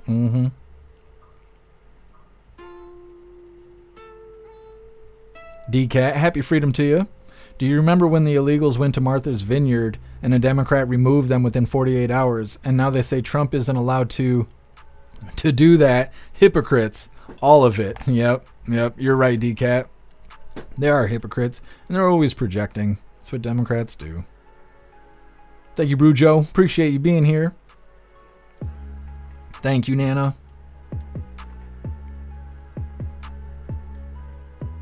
Hey, thank you for being here, 69 Drummer.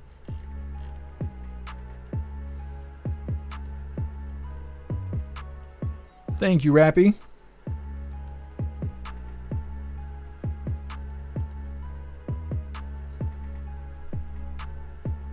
Toy Mafia, I'll never forget. Hooligans Island. Someone ask Alexa what a hooligan is. Oh man, I wonder what it'll say. We gotta make being a hooligan great again. They have all these bad definitions. Hate that. Well, hooligans, it's that time once again. Please join me for the Pledge of Allegiance. I pledge allegiance to the flag of the United States of America and to the republic for which it stands, one nation, under God, indivisible, with liberty and justice for all. All right, we did the thing. I'm not muted. Got the beats going. There we go. We're going to read through the chat one last time just to make sure no hooligans are left behind. But like I said, we will be live again tomorrow, 1 p.m. Eastern time for the very next Coffee with Hooligans. Hey, thank you for being here, Hair Juicer. I hope you start feeling better.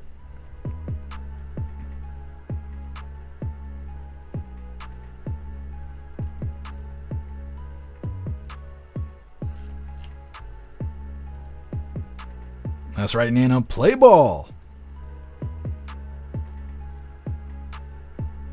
Hey, thank you, Matthew. I appreciate you being here with us. I hope you have a good night as well. Thank you, 69 Drummer. Yeah, stay safe out there. Those crazies, they're out there. Thank you, Cricket Kiss.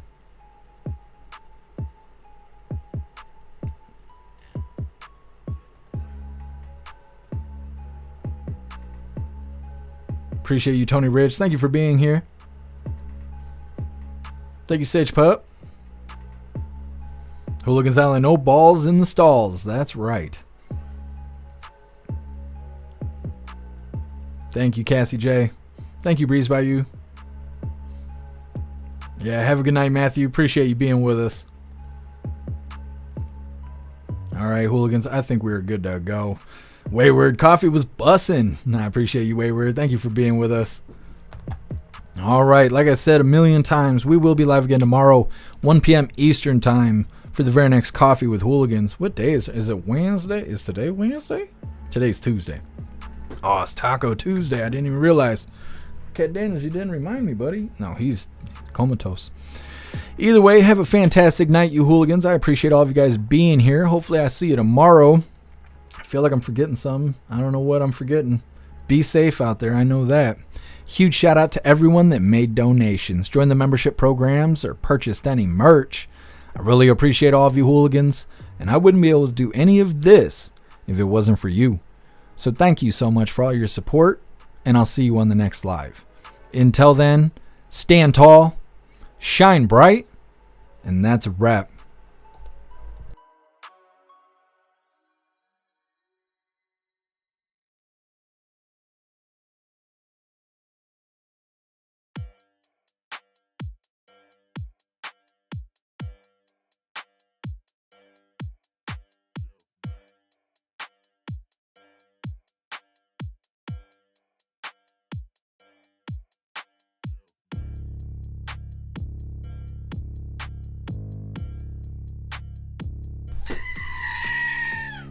Wayward said Snooks is hot.